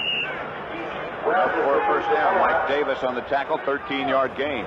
I think the Giants probably did some work at halftime and figured that they were running on first down all the time. The Raider defense was tightening up, and that's a good time to pass. First down when the defense is in there tight to stop the run.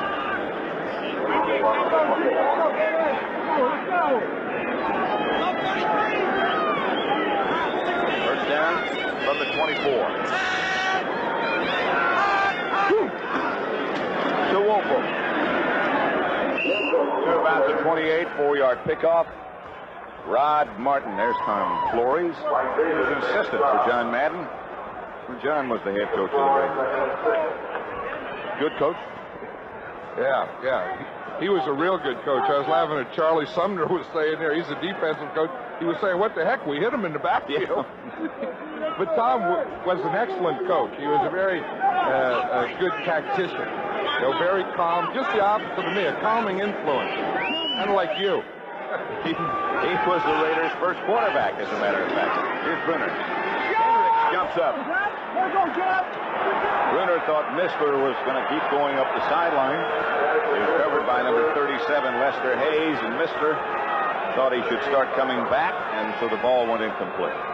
Ted Hendricks is a little like Too Tall Jones. When he comes from that side and he's rushing the passer, and the guy starts to throw and turns toward him, Ted stops his rush and gets his hands up.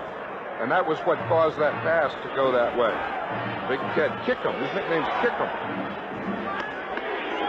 Why? Stork? Matt I'll tell you. Okay. On third down. Bruner from the shotgun. High snap. He pulls it down. Ball is batted away by one of the Raider defensive linemen.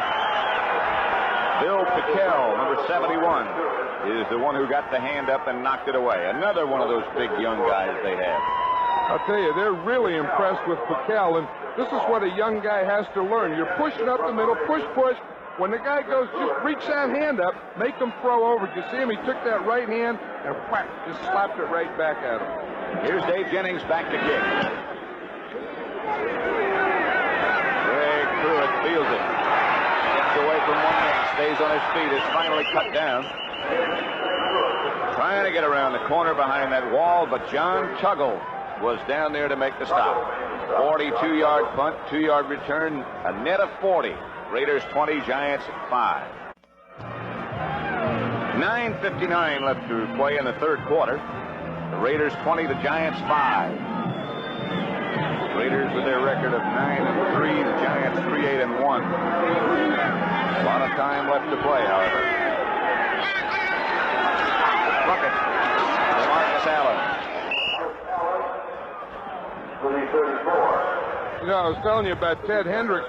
What happened is we first got Ted, and we were having a practice. It was a dummy scrimmage. Marv Hubbard broke through. Ted was chasing him, and he went to jump over him, and he didn't jump over him. He kicked him in the head and knocked him out. So we found out that Hubbard was okay, so they started nicknaming him Kick Him in the Head Ted, and they shortened it to Kick Him. So that's his nickname now, Kick Him. That's a good one. That's sensible. That's Kenny King dancing in the backfield and not quite getting back to the line of scrimmage. Mark Wilson broke his shoulder after he had been given the starting job. And Jim Plunkett had been benched. Talking to Mark before the game down on the sideline, and he was saying that they didn't put it in a cast. They put just 2 pins in it, and it's feeling good. Third down. He sure had a great game against Dallas on Sunday night, didn't he? Plunkett gives to Kenny King. King is very close to a first down, about a half-yard shy, it looks like. Mark Haynes tripped him up. Mark Haynes made the stop. This is a thing that the Raiders do well. In fact, they do it a lot like the Cowboys. They didn't pick up a first down on that play. They're going to have to punt, but they give the ball around. I mean, Kenny King, Marcus Allen, throw to Todd Christensen, the outside receivers. They get everyone involved in the offense. Clock running with 8:15 left to play third quarter. Pete Shaw back deep for the Giants. Only the second punt for Ray Guy, if you forget about the one after the safety.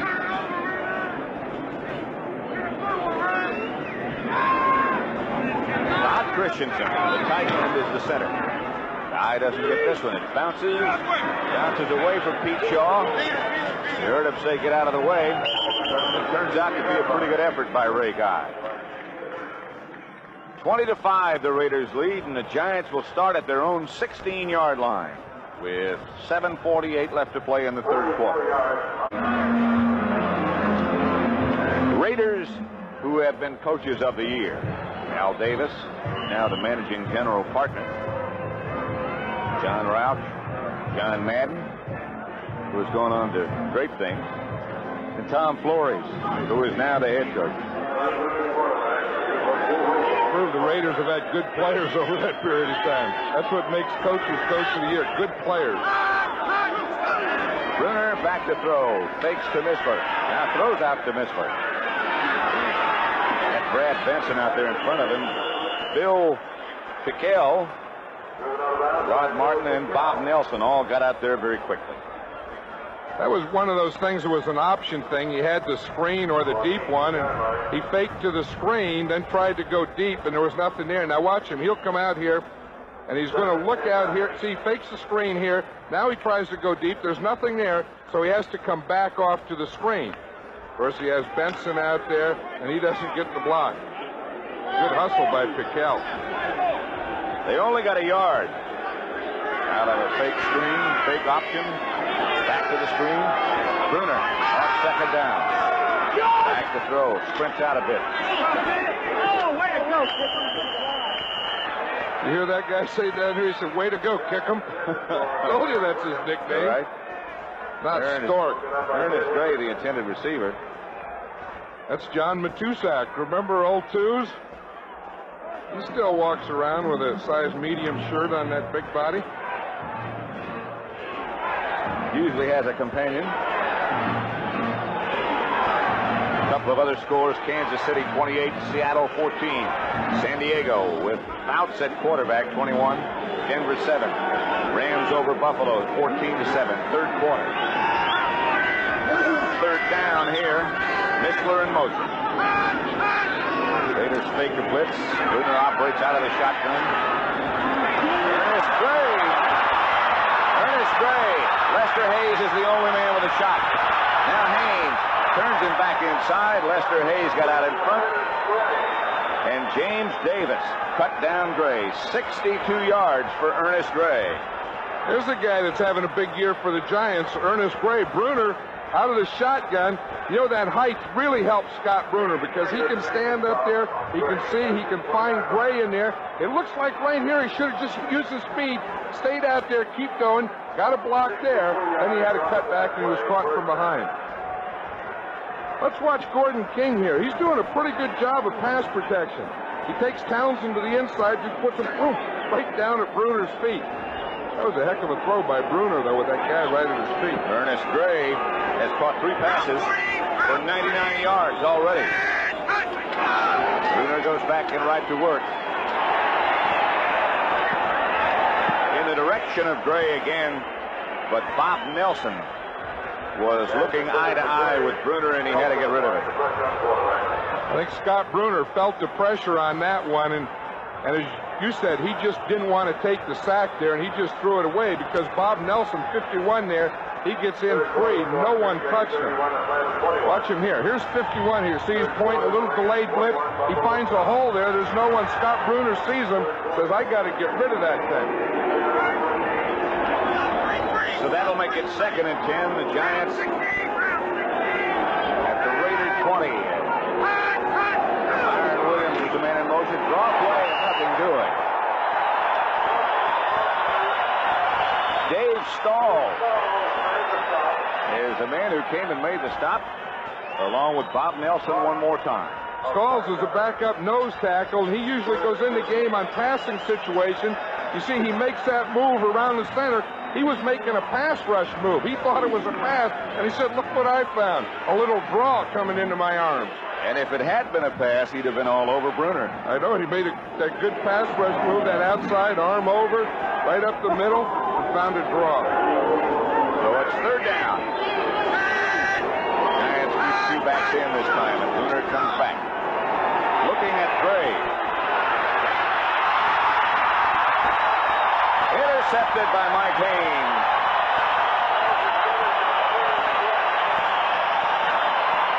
That's the first turnover of the game. Good play by Haynes. They went through a lot to get him. Well, it was a bad read here because this is double coverage. Watch Gray out here. See, Haynes is inside out. Watch him. He has the outside. He has help inside. See, it's a double-double.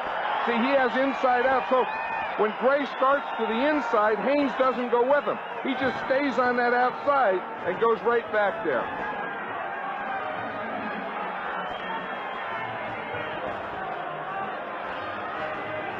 Pressure on the quarterback by Jeff Barnes, and the interception by Haynes. As I said, they went through a lot to get him. His team leads 20-5.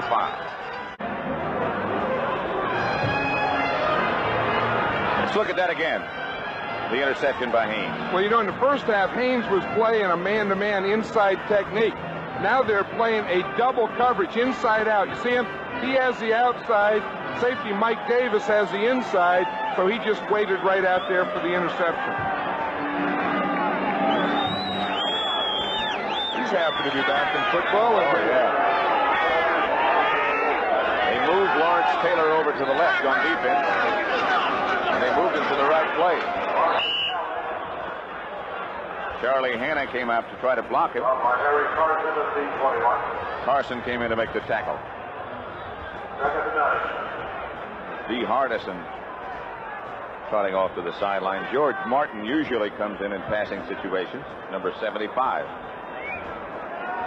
The turnover comparisons, the good teams can overcome it.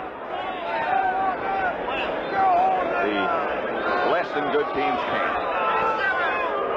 That's exactly true. I think you can afford a couple of bad stats if you're a good team. If you're a bad team, you can't. Plunk it out. Big Kenny, Marcus Allen. Marcus Allen is dropped at the 29. Bill Courier came up to make the hit. To be 3rd and 1. See Jim Plunkett, he raised up the 3 fingers. That means that he wants, if there's 3rd down and short yardage, and he wants his short yardage offense in there. Which means he will get Derek Jensen and Hasselbeck, who caught his first touchdown pass. Barnwell got the other. And no wide receivers. There'll be 3 tight ends. Derek Jensen, number 31, lined up in the backfield to the left. Hawkins and Allen. Hawkins bangs into the Giants secondary and has the first down and more. Terry Kennard, the first Giant to make contact. Hawkins, great quickness. I was going to say, Frank Hawkins is the Raiders' short yardage specialist, like Pete Banaszak used to do. He's not a big fullback. He only weighs 210 pounds. Watch him. He starts in here to the right, feels this soft spot back here. See this hole right here? Feels that, cuts right back into it, and, of course, picks up the first down. As a matter of fact, John, they really don't have a fullback type, do they? No, they have all halfbacks. They have 6 halfback types on this roster, no fullback type. First down from the 37. Branch. Mark Haynes made the stop. 21 more yards for Cliff Branch. Let's watch when you see Cliff Branch here. Watch how you feel a zone. You just can't run a pattern against the zone. You feel it. Now watch Cliff Branch. He's right here. He's going to go in. Now look, he feels where all those guys are. He situates himself right in the middle of 4 of them, works back a little, and gets the ball. You don't run all out against the zone. You feel for holes in it. Raiders have always had guys who know how to get open. I'll tell you, Fred Blitnikoff had a lot to do with that. To Barnwell from Plunkett. Inside the Giant 30 to the 28. Mark Haynes, the defender. 14 yards on that pickup. Let's go back to New York again for an NFL update and Brent Musburger. Pat Lynn Dickey is still at it for the Green Bay Packers. 3 touchdowns today, so that's 29 for the season. He leads the NFL. 2 to his tight end, Paul Kaufman. Now the Falcons have come right back. They're on the move, but they trail it by 10 points. Back to Pat and John. Here at the Coliseum, it's the Raiders 20, the Giants 5. The Raiders on the move. Greg Pruitt over the right side for about 4. Brian Kelly made the hit. I'll tell you, that right side of the Raider line right now, Mickey Marvin and Henry Lawrence, they love that when you get in there and run in there behind them. They love to run block. Watch the right side here. Mickey Marvin and Henry Lawrence, they're going to do a cross block. See, Henry Lawrence, the tackle comes down. Mickey Marvin goes to the outside. They get a good push from the offside. Pruitt gets through. So make it 2nd and 6 as Pruitt got 4. Henry said yesterday at practice, Henry Lawrence, we went back to basics. And everybody feels a lot more comfortable with it. Lawrence Taylor on the blitz. Barnwell, the intended receiver. Bill Courier out there with him. I remember when the Raiders got Henry Lawrence, we saw him in the Senior Bowl. Ed Too Tall Jones of the Dallas Cowboys was the #1 player chosen that year. Henry Lawrence was on the same team. We're watching him practice, and Henry was blocking Too Tall. I remember I said, you know, if Too Tall's the best guy in the draft, and this guy's blocking him, heck, maybe we ought to take him. So that's how we drafted Henry Lawrence #1 that year. You know, he was a heck of a basketball player in high school and a track man. Not as big as he is now, obviously, but he averaged over 20 points a game. Flag is down as Hawkins is the ball carrier, and he is knocked backward. He used to tell me that stuff. Is that true? Well, I went to high school in Florida and know a little bit about what went on down there. And yes, he was a good basketball player. As I say, averaged over 20 points a game. To Palmetto. Look at him with all those pads and stuff. Look, he got pads, gloves. He couldn't shoot a basketball if his life depended on it. He probably couldn't dunk it now. He couldn't dribble it. I don't know. He fell down pretty well yesterday and got up in a hurry. He was showing how I'd shoot him out one day. Offense holding. Number 70. Uh-oh. Third. That's Henry. Anytime you start to talk about a guy and watch him, he's going to do something wrong. Hey, Henry, don't do that. Look at him, now he's upset. I had a game once, and the referee walked him off the field and called a timeout. I said, why'd you do that? He said, well, he's goofy. I said, I know it, but why'd you take him off the field? That's sometimes the extreme. That's just the way he is. Third down. Plunkett. Right down the middle to Calvin Muhammad. The ball just went right through his hands. It was a good throw by Plunkett. He was wide open. Muhammad was underneath. Watch this against the zone. Watch him. He's going to start off here. He comes in motion, and now the ball will be snapped. He just continues on underneath. You see, they drive the defense deep. He has Jackson beaten here, right in his hands. So Ray Guy will make another appearance. Shading his eyes against the sun. 1:50 left to play in the third quarter. The score of the Raiders 20. The Giants 5. Pete Shaw back deep for the Giants. Ray Guy might run it.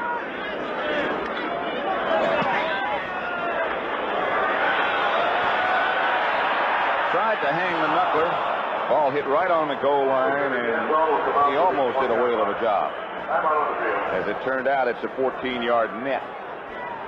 The Raiders 20. The Giants 5 in the closing seconds of quarter number 3. 1:41 remaining. Third quarter at the Los Angeles Coliseum, site of the 1984 Olympic Games. Pretty impressive sight. Two backs in for the Giants. Now they both come out. Malcolm Scott was the receiver. One of the Giants' two tight ends. Isn't that something? That's one of the first time that the Giants used two backs. The Raider defense was all yelling, two backs, like that was a new discovery in football. First down tendencies. Rushing plays 12 to 11. Passing plays 14 to 9. Butch Wolford. Lester Hayes had a shot at him. McElroy tripped him up. And McElroy makes the stop. Wolford has carried 21 times today already for 58 yards. Look, it's that counter play again. You see, he runs it from halfback now. He has to wait for his tackle. See his tackle, Brad Benson? He gets out in front, makes the cut back there, makes Hayes miss, and of course McElroy makes the tackle. There's another guy that's been a very pleasant surprise with the Raiders. Dan McElroy, son of a Baptist minister.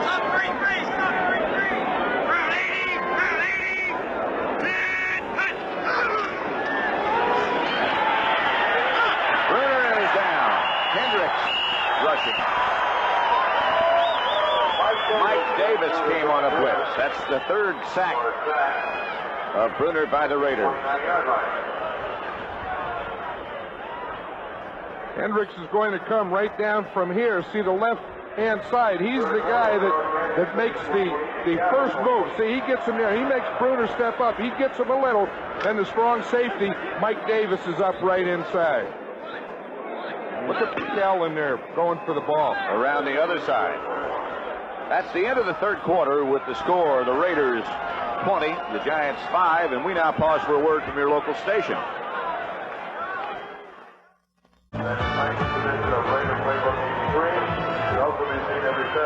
At Summerall, John Madden, the Giants out of the huddle as we begin the fourth quarter. Start from their own 28-yard line, Missler in motion. Bruner gets to Woolfolk, and he gets knocked back to the line of scrimmage. Greg Townsend on the bottom of the pile, number 93. Help from Howie Long. Well, Howie Long is normally the left defensive end of the Raiders. He's playing the right side now that Lyle Alzado is hurt. He took an inside move on that one, and he's so doggone strong that he just collapsed the whole side of the Giant line. Stalls is now, well, they're in a four-man front now.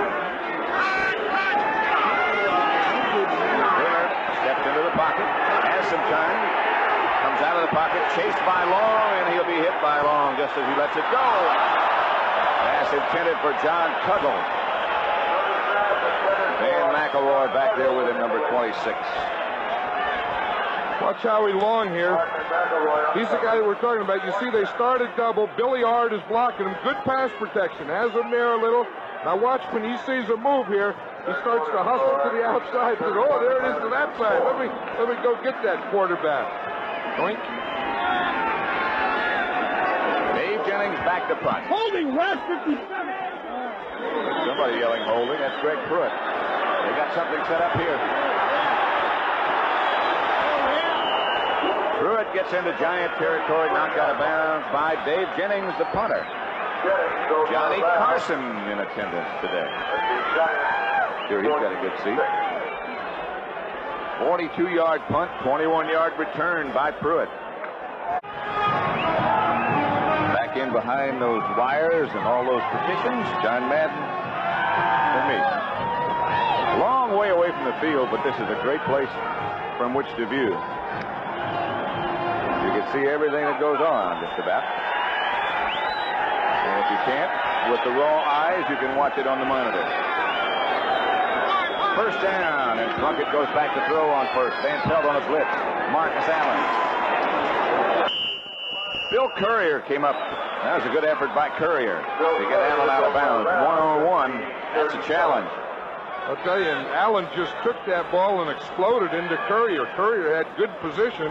Square, head up, shoulders, knees bent, and the whole type of thing. But Allen really exploded into him, didn't he? He has that explosion. He has exceeded, I think you said earlier, just about all the expectations that the Raiders had for him. They knew he was a good back, but they didn't know he was this good. Second and short.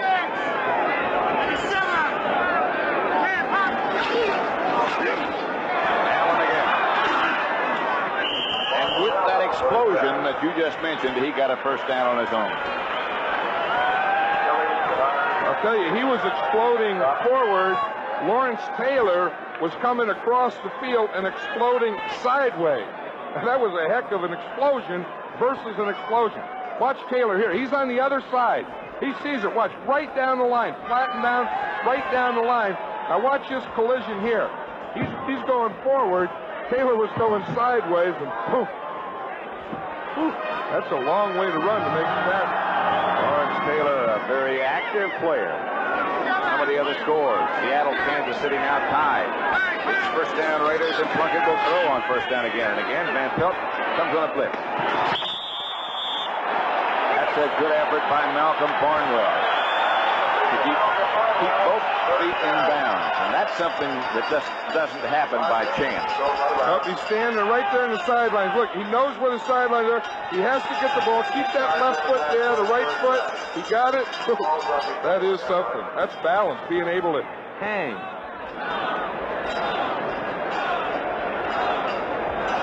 San Diego still leading Denver 21-7, fourth quarter.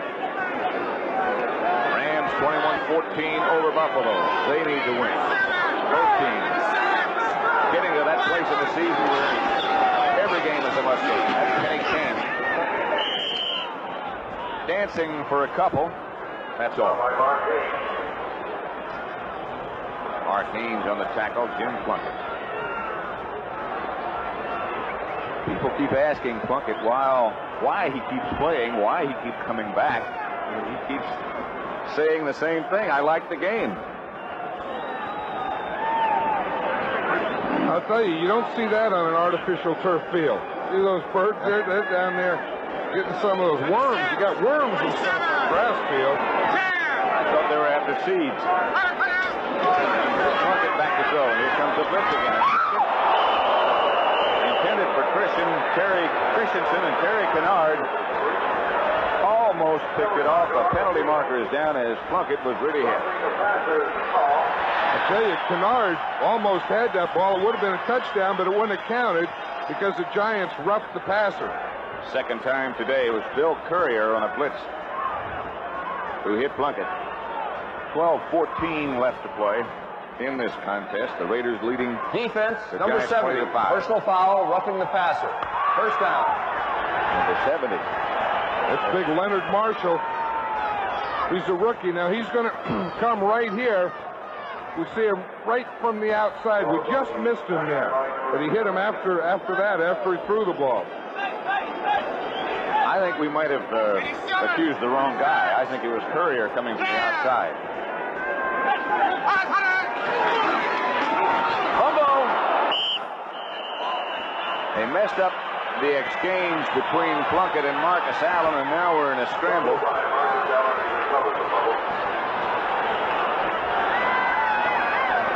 I think the Raiders jumped off sides. In addition to that, it looked like to me that the left tackle, Bruce Davis, moved.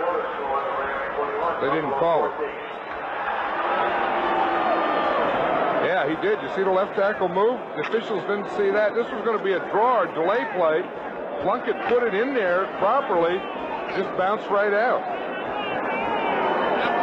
Allen was looking for someplace to go before he had the ball. Second down.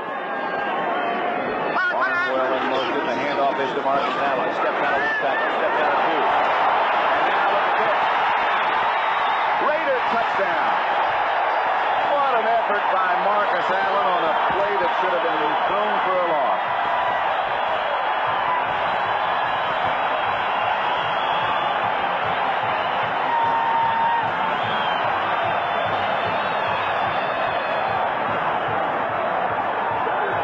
You don't teach those types of things.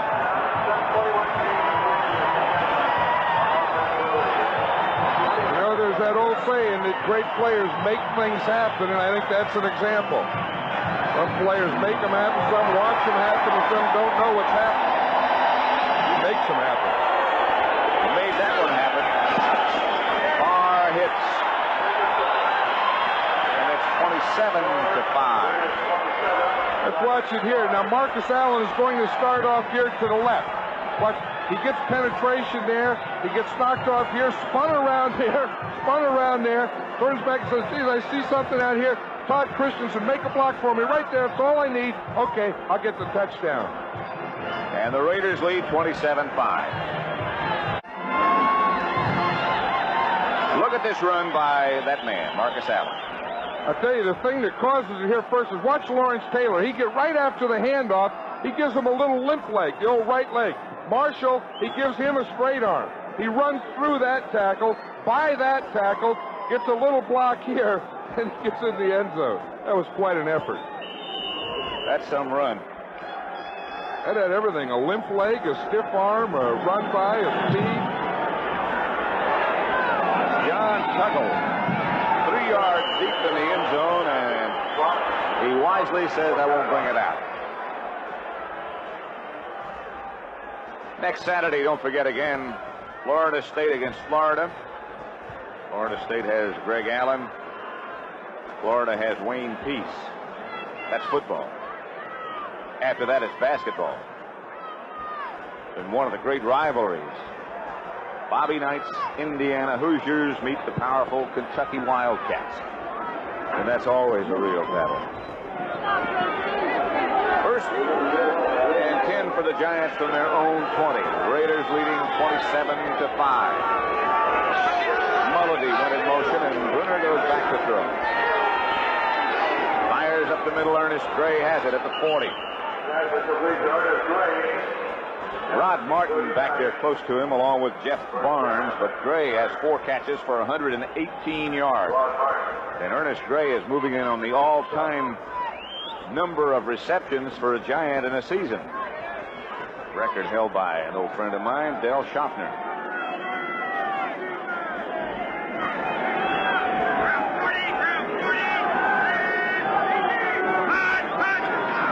Brunner back again. Good protection. Byron Williams makes the catch. Plus the first down. Bob Nelson made the stop.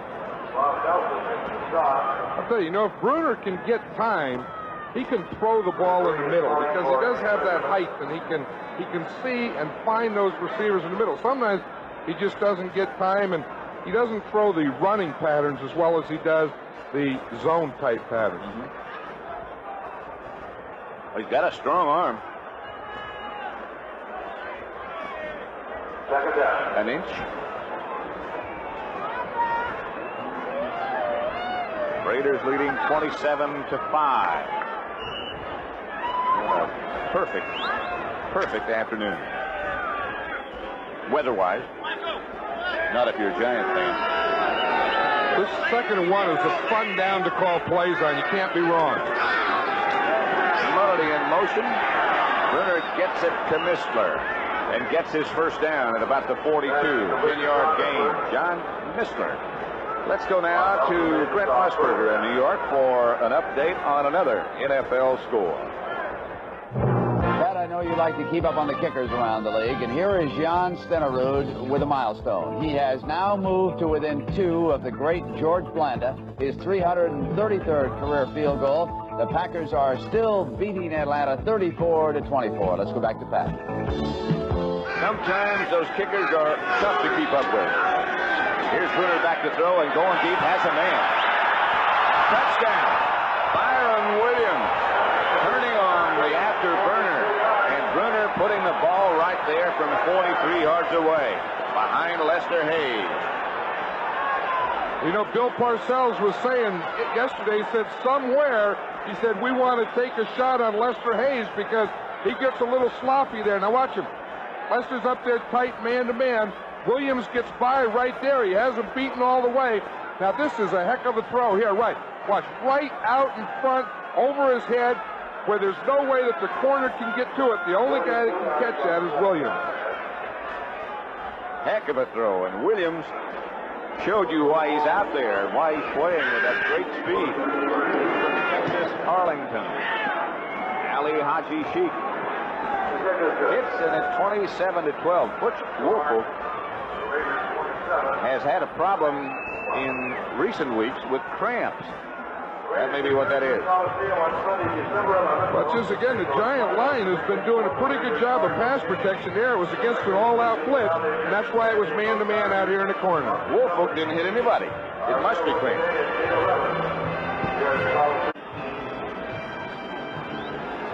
27-12, the Raiders over the Giants. Pat Summerall, John Madden, and Ali Haji Sheik set to kick off. Greg Pruitt, Willie Montgomery back deep. There is Sheik.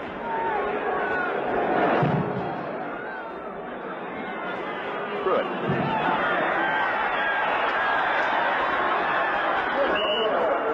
To the 25. That touchdown by Byron Williams, by the way, was his first ever in the NFL. Next Sunday, by the way, in the NFL, it begins with the NFL Today. St. Louis at New York, these are the early games. Rams at Philadelphia, Atlanta at Washington. Later on, Dallas at Seattle, Tampa Bay against the San Francisco 49ers at Candlestick. Plunkett still the quarterback. Hawkins nudges over the right side. D. Hardison tripped him up. With 2 or 3 exceptions, Gene Plunkett being one, the Raiders have a very young team. Well, they do. That's one thing that the Raiders have always done. They've always kept bringing youth in. Then, as the old retire, the middle-aged become the old, the young become the middle-aged, and you keep putting young players into your team.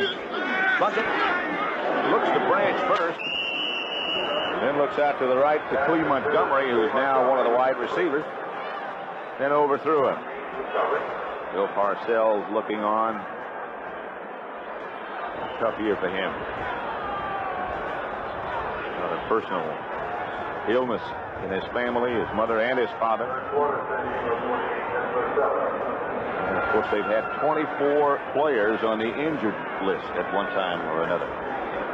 Coming out of training camp, they were a pretty good team, and then they didn't have a lot of depth. And then once they started to lose those players, it just like snowballed on them. On third down, Plunkett back to throw. Looking upfield. Goes upfield incomplete. Todd Christensen saying, hey, I was wide open, but nobody saw him. Let's see what happened with Lawrence Taylor. That's what the fans were booing about. They thought that it should have been a roughing the passer. Todd Christensen, number 46, the tight end, snaps for punts. And here's Ray Guy, perhaps the best ever. Although he hasn't caught one today, he's about due.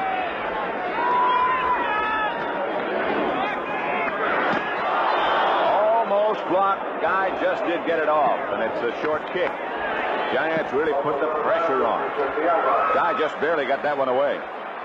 Frank Marion came rolling in. I think that ball may have been tipped. It sounded like it was tipped. Let's see if he did get it.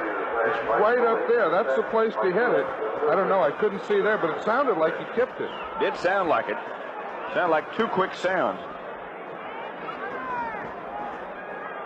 Let's see if we can see it here. He's going to come from Ray Guy's left.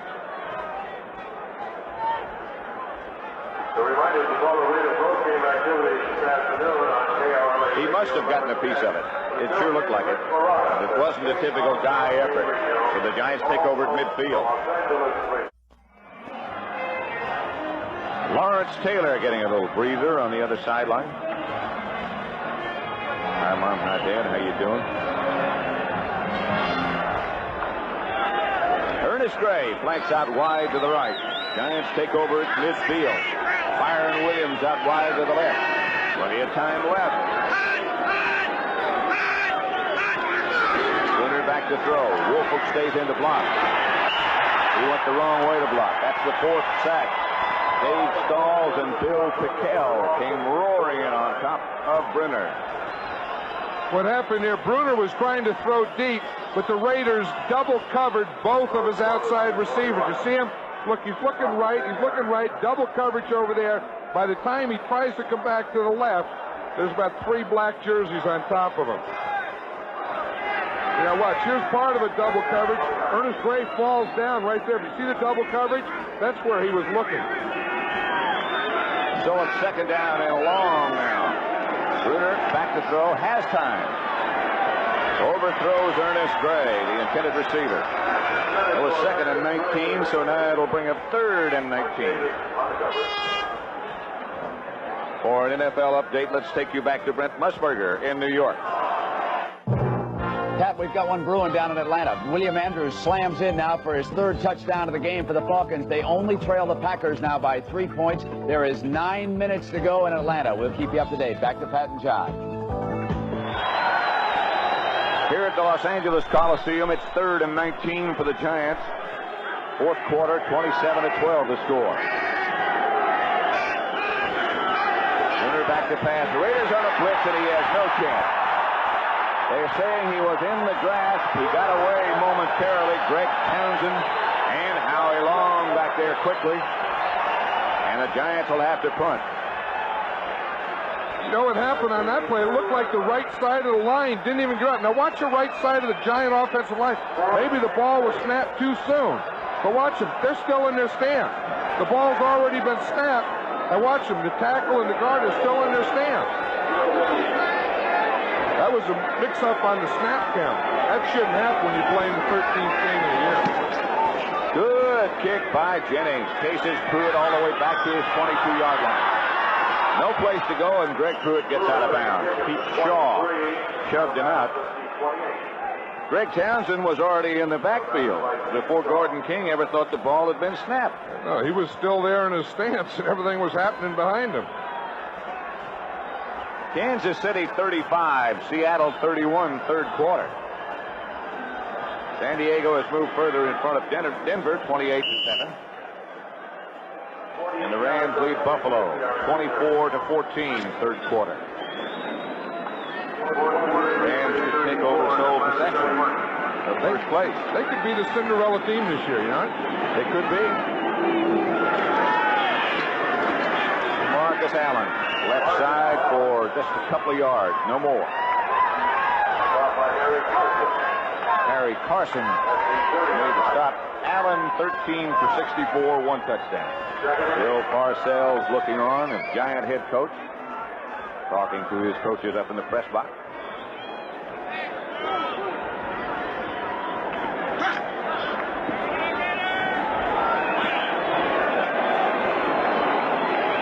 Second down, 8 yards to go.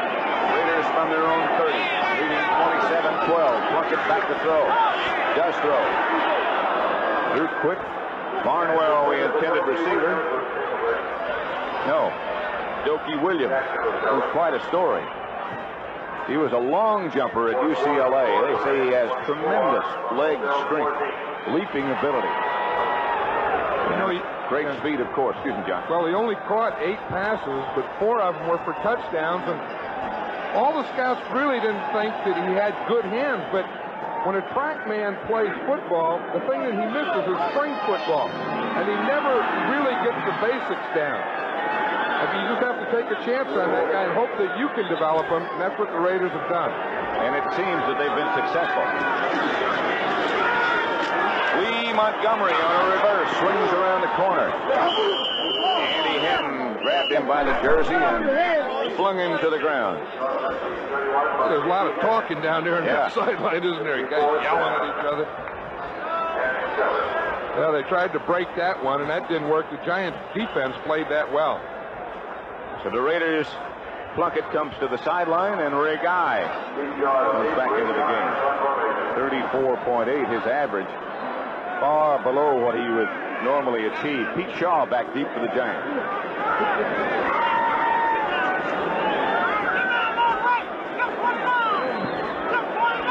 Get this motherfucker on.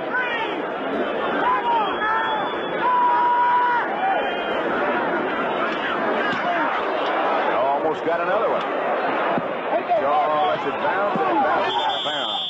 Guy under pressure again. Byron Hunt was the man who put the pressure on.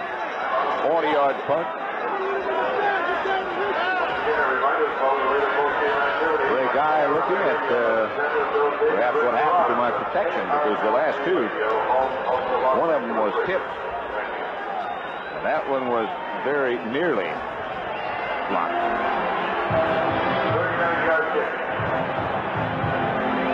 Really not very happy with the way things are going. He took it out on that chin strap, didn't he? He has been pressured, though, the last couple of punts. Winner back to throw. Going for John Missler, and he might have held on. 18-yard pickup. That was a heck of a catch if he did. Mike Davis, the defender. And that's throwing the ball into the teeth of the zone. Watch this. The zone, there's no man-to-man.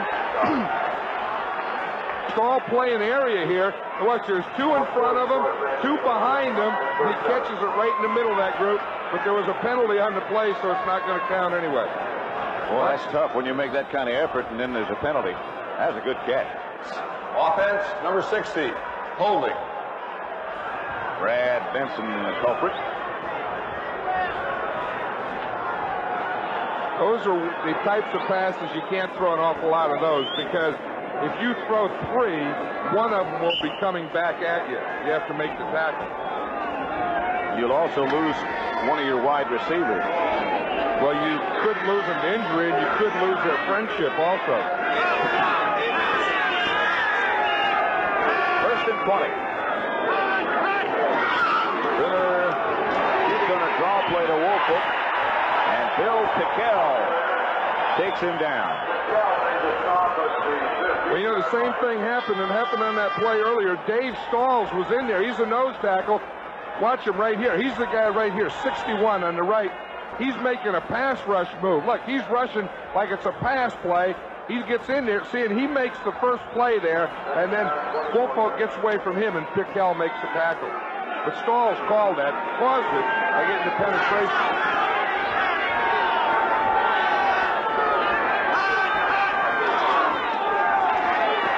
Bruner chased again, and down he goes again. Lost the ball, but not a fumble. That's the 6th sack. Bruner took a pretty good hit. Now he's holding his ankle, and he's limping. I think he got kicked right on the ankle.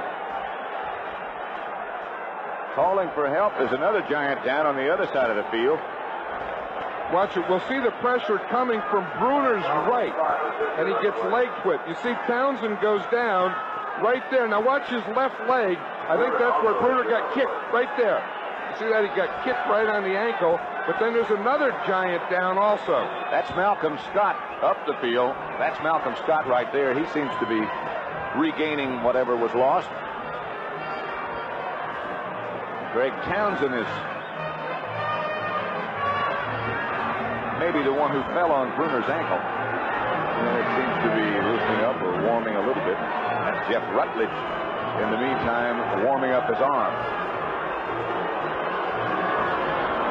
Ex-Ram quarterback. See if we can see Greg Townsend now. He comes from the left-hand side of the screen, 93. Watch, he's down there, he goes for him. Then he leg lifts. The penalty is 10 yards from the spot of the foul. It didn't make it to the line of scrimmage, so we move it another yard. So it makes it to the line of scrimmage, and it's first down.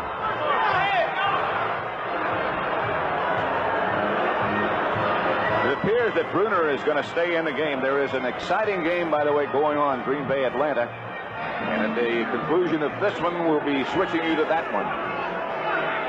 Headings comes out wide to the left. Time remaining here, just under 5 minutes. Here's Bruner back to throw. Townsend. Penalty markers down again, and Bruner hit by Townsend.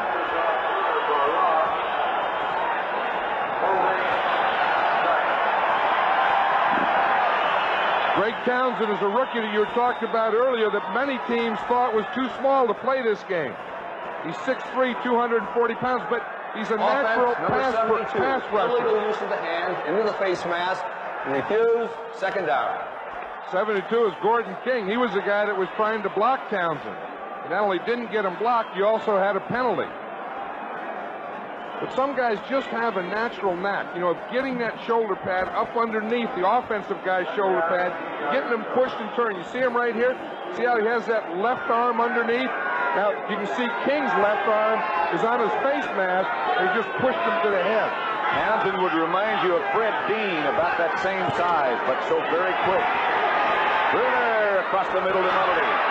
Mulledy outside the 15 to about the 16. Lester Hayes on the stop. So it'll bring up third down in about 8 or 9. These are the type of situations that defensive linemen love.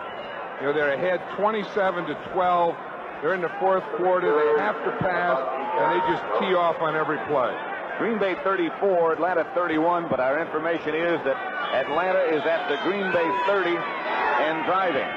We'll be sending you there after this one's over.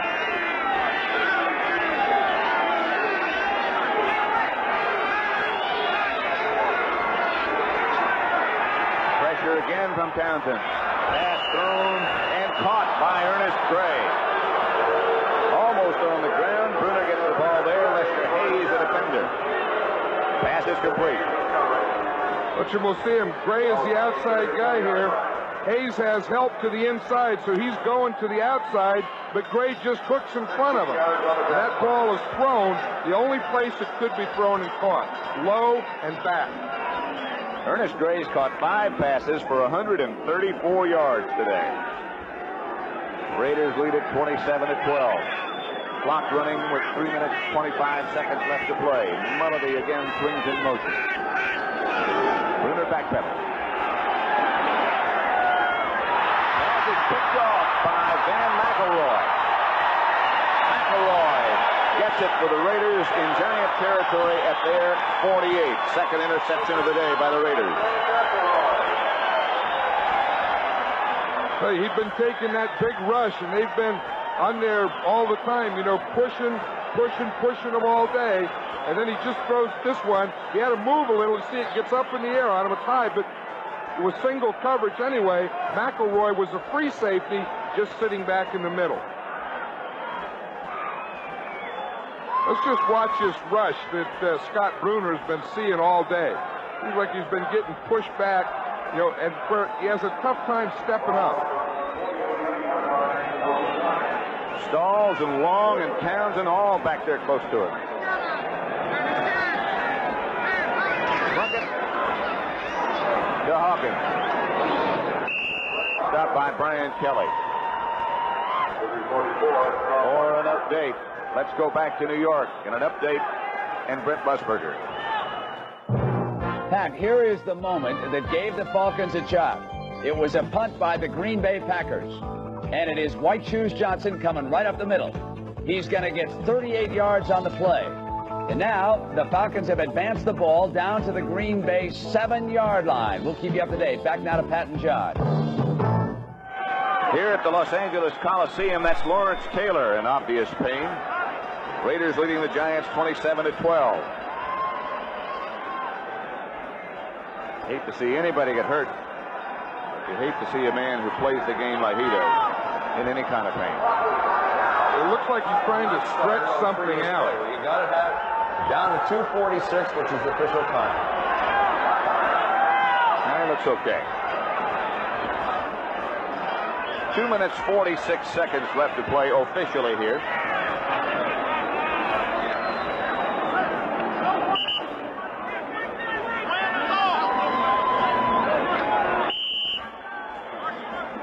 Tell what happened. Something happened to his back. You can see it. Something tightened up on him because he's trying to get stretched out and loosened up. Other final scores of earlier today. Bears with a big win over San Francisco, 13-3. Second down and about 7. Plunkett gives to Kenny King. Nothing doing. Jerome Salley and Leonard Marshall. Other scores. Tampa Bay beat Houston 33-24 for their second win of the year. The Jets overwhelmed New England 26-3. Kansas City leading Seattle 35-31 fourth quarter. San Diego now comfortably over Denver 31-7. And the Rams 24, Buffalo 17. Lawrence Taylor, by the way, is back in the game. That big game, Green Bay 34, Atlanta 31, but as Brent Musburger told you just a second ago, last we heard Atlanta was at the Green Bay 7. The conclusion of that exciting contest coming up.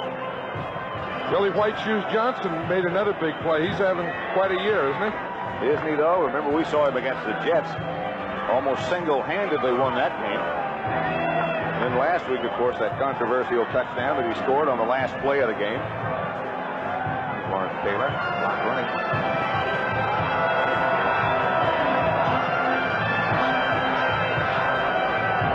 Don't forget, next week in the NFL, the early ones, St. Louis at the Giants, Rams at Philadelphia, Atlanta at Washington. And then later in the day, Dallas at Seattle, Tampa Bay against the 49ers at Candlestick.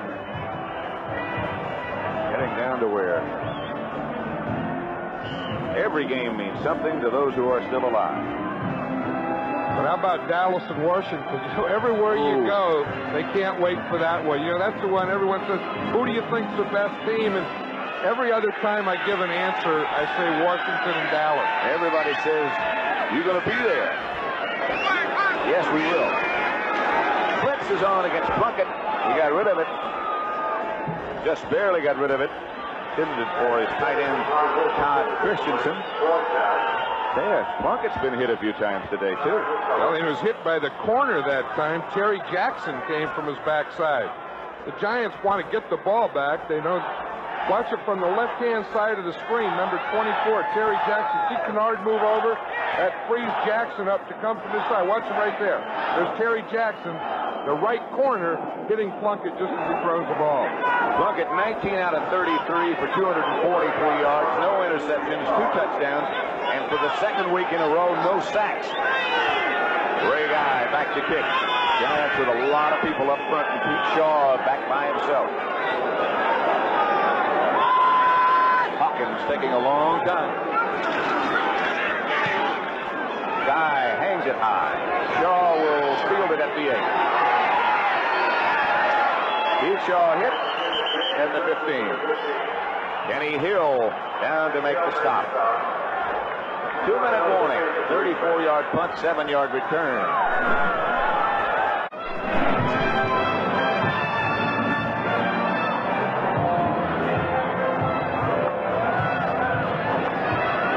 At the Los Angeles Coliseum, 27-12. The Raiders over the Giants with 1:56 left to play.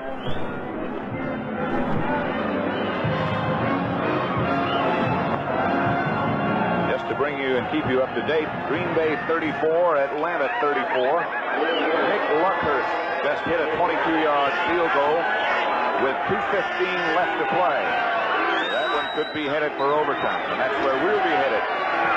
Bruner to Missler. Flag is down. Butch Woolfolk out of the backfield, not Missler. To find out just exactly what happened, here's Brent Musburger again. Pat, it was exactly what you said, but I'll tell you what cost them a scoring opportunity. The right offensive tackle was offside, and when the Falcons were bounced back, they had to settle for the 22-yard field goal. 34 all, 2 minutes to go. Back to Pat. 72, holding against the Giants. 1:49 left to play here at the Coliseum. It was Gordon King. Raiders leading 27-12.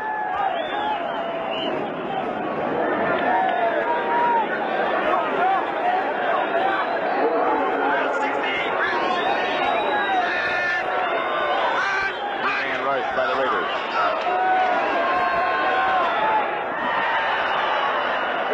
Butch Woolfolk was the intended receiver. Batted away. Well, the Raiders are playing a true prevent defense now. So they have the 3 linemen up in the line of scrimmage, the linebackers off, the secondary real deep. They're just not going to give the Giants an easy one or a big play here. Green Bay Atlanta conclusion coming up. Bruner 17 out of 36, 321 yards, and sacked 7 times. Busy day. Bruner has another one deflected. Top of the clock with 1:40 left to play. Greg Townsend got his hand up and batted it down. He's got that, as they say, the explosion we were talking about before, off the ball. That's one of the things, along with quickness, desire, that makes him a good pass rusher. You know, he played his college football at TCU, but he was a local player here from Long Beach. Missler in motion. Bruner standing in the end zone, going up the middle. Has his pass caught, and very nearly for a first down by Byron Williams. He may have it. They'll move the sticks, I'm sure now. Well, maybe not. Move it back. Well, it's 4th down. The Giants are going to go for it anyway, but it is a first down. Bruner has him up quickly. Clock running now. Bruner lost the football, picked it up, and lunged for the first down, but there's a flag on the play. Dave Stalls tripped Bruner.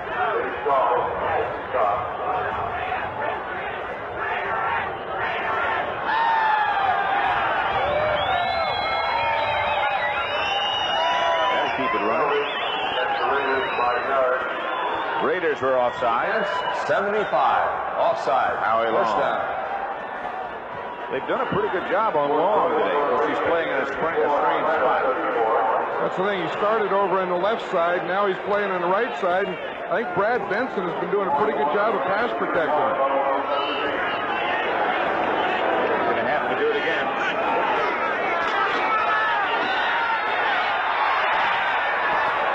Bruner fires up the middle. Greg Townsend was all over his knees and legs.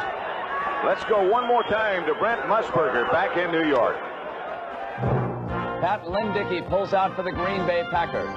He wants Phillip Epps. Kenny Johnson's got him man on man. Johnson's underneath. The pass is underthrown. Johnson's got it. And Atlanta goes ahead for the first time in a dramatic confrontation, 41-34. Back to Pat and John. A minute, 1 second left to play here. The Raiders 27. Giants 12. Bruner back to throw again across the middle to Butch Woolfolk. Woolfolk lunges for another first down. Clock still running. Giants hustle up quickly. Giants have 2 timeouts remaining. But Bruner's ready to go. Stalls up the middle all over. Bruner pass is picked off by Rod Martin. That should just about take care of things at the Los Angeles Coliseum. A 10-yard return. That's the 3rd interception of the day, and Bruner limps to the sideline. He has taken a real battering this afternoon. I'll tell you, the Raiders, once you know it's pass, you can still get a push with a 3-man pass rusher. Now, Stalls gets that one over the center. I'll tell you, he's a pretty good pass rusher over that center. Executive producer of the NFL on CBS, Harry O'Neill. Charles Milton III, the senior producer. Today's game produced by Michael Burks, directed by Sandy Grossman. The Raiders ready to go as you look at the rest of our people responsible.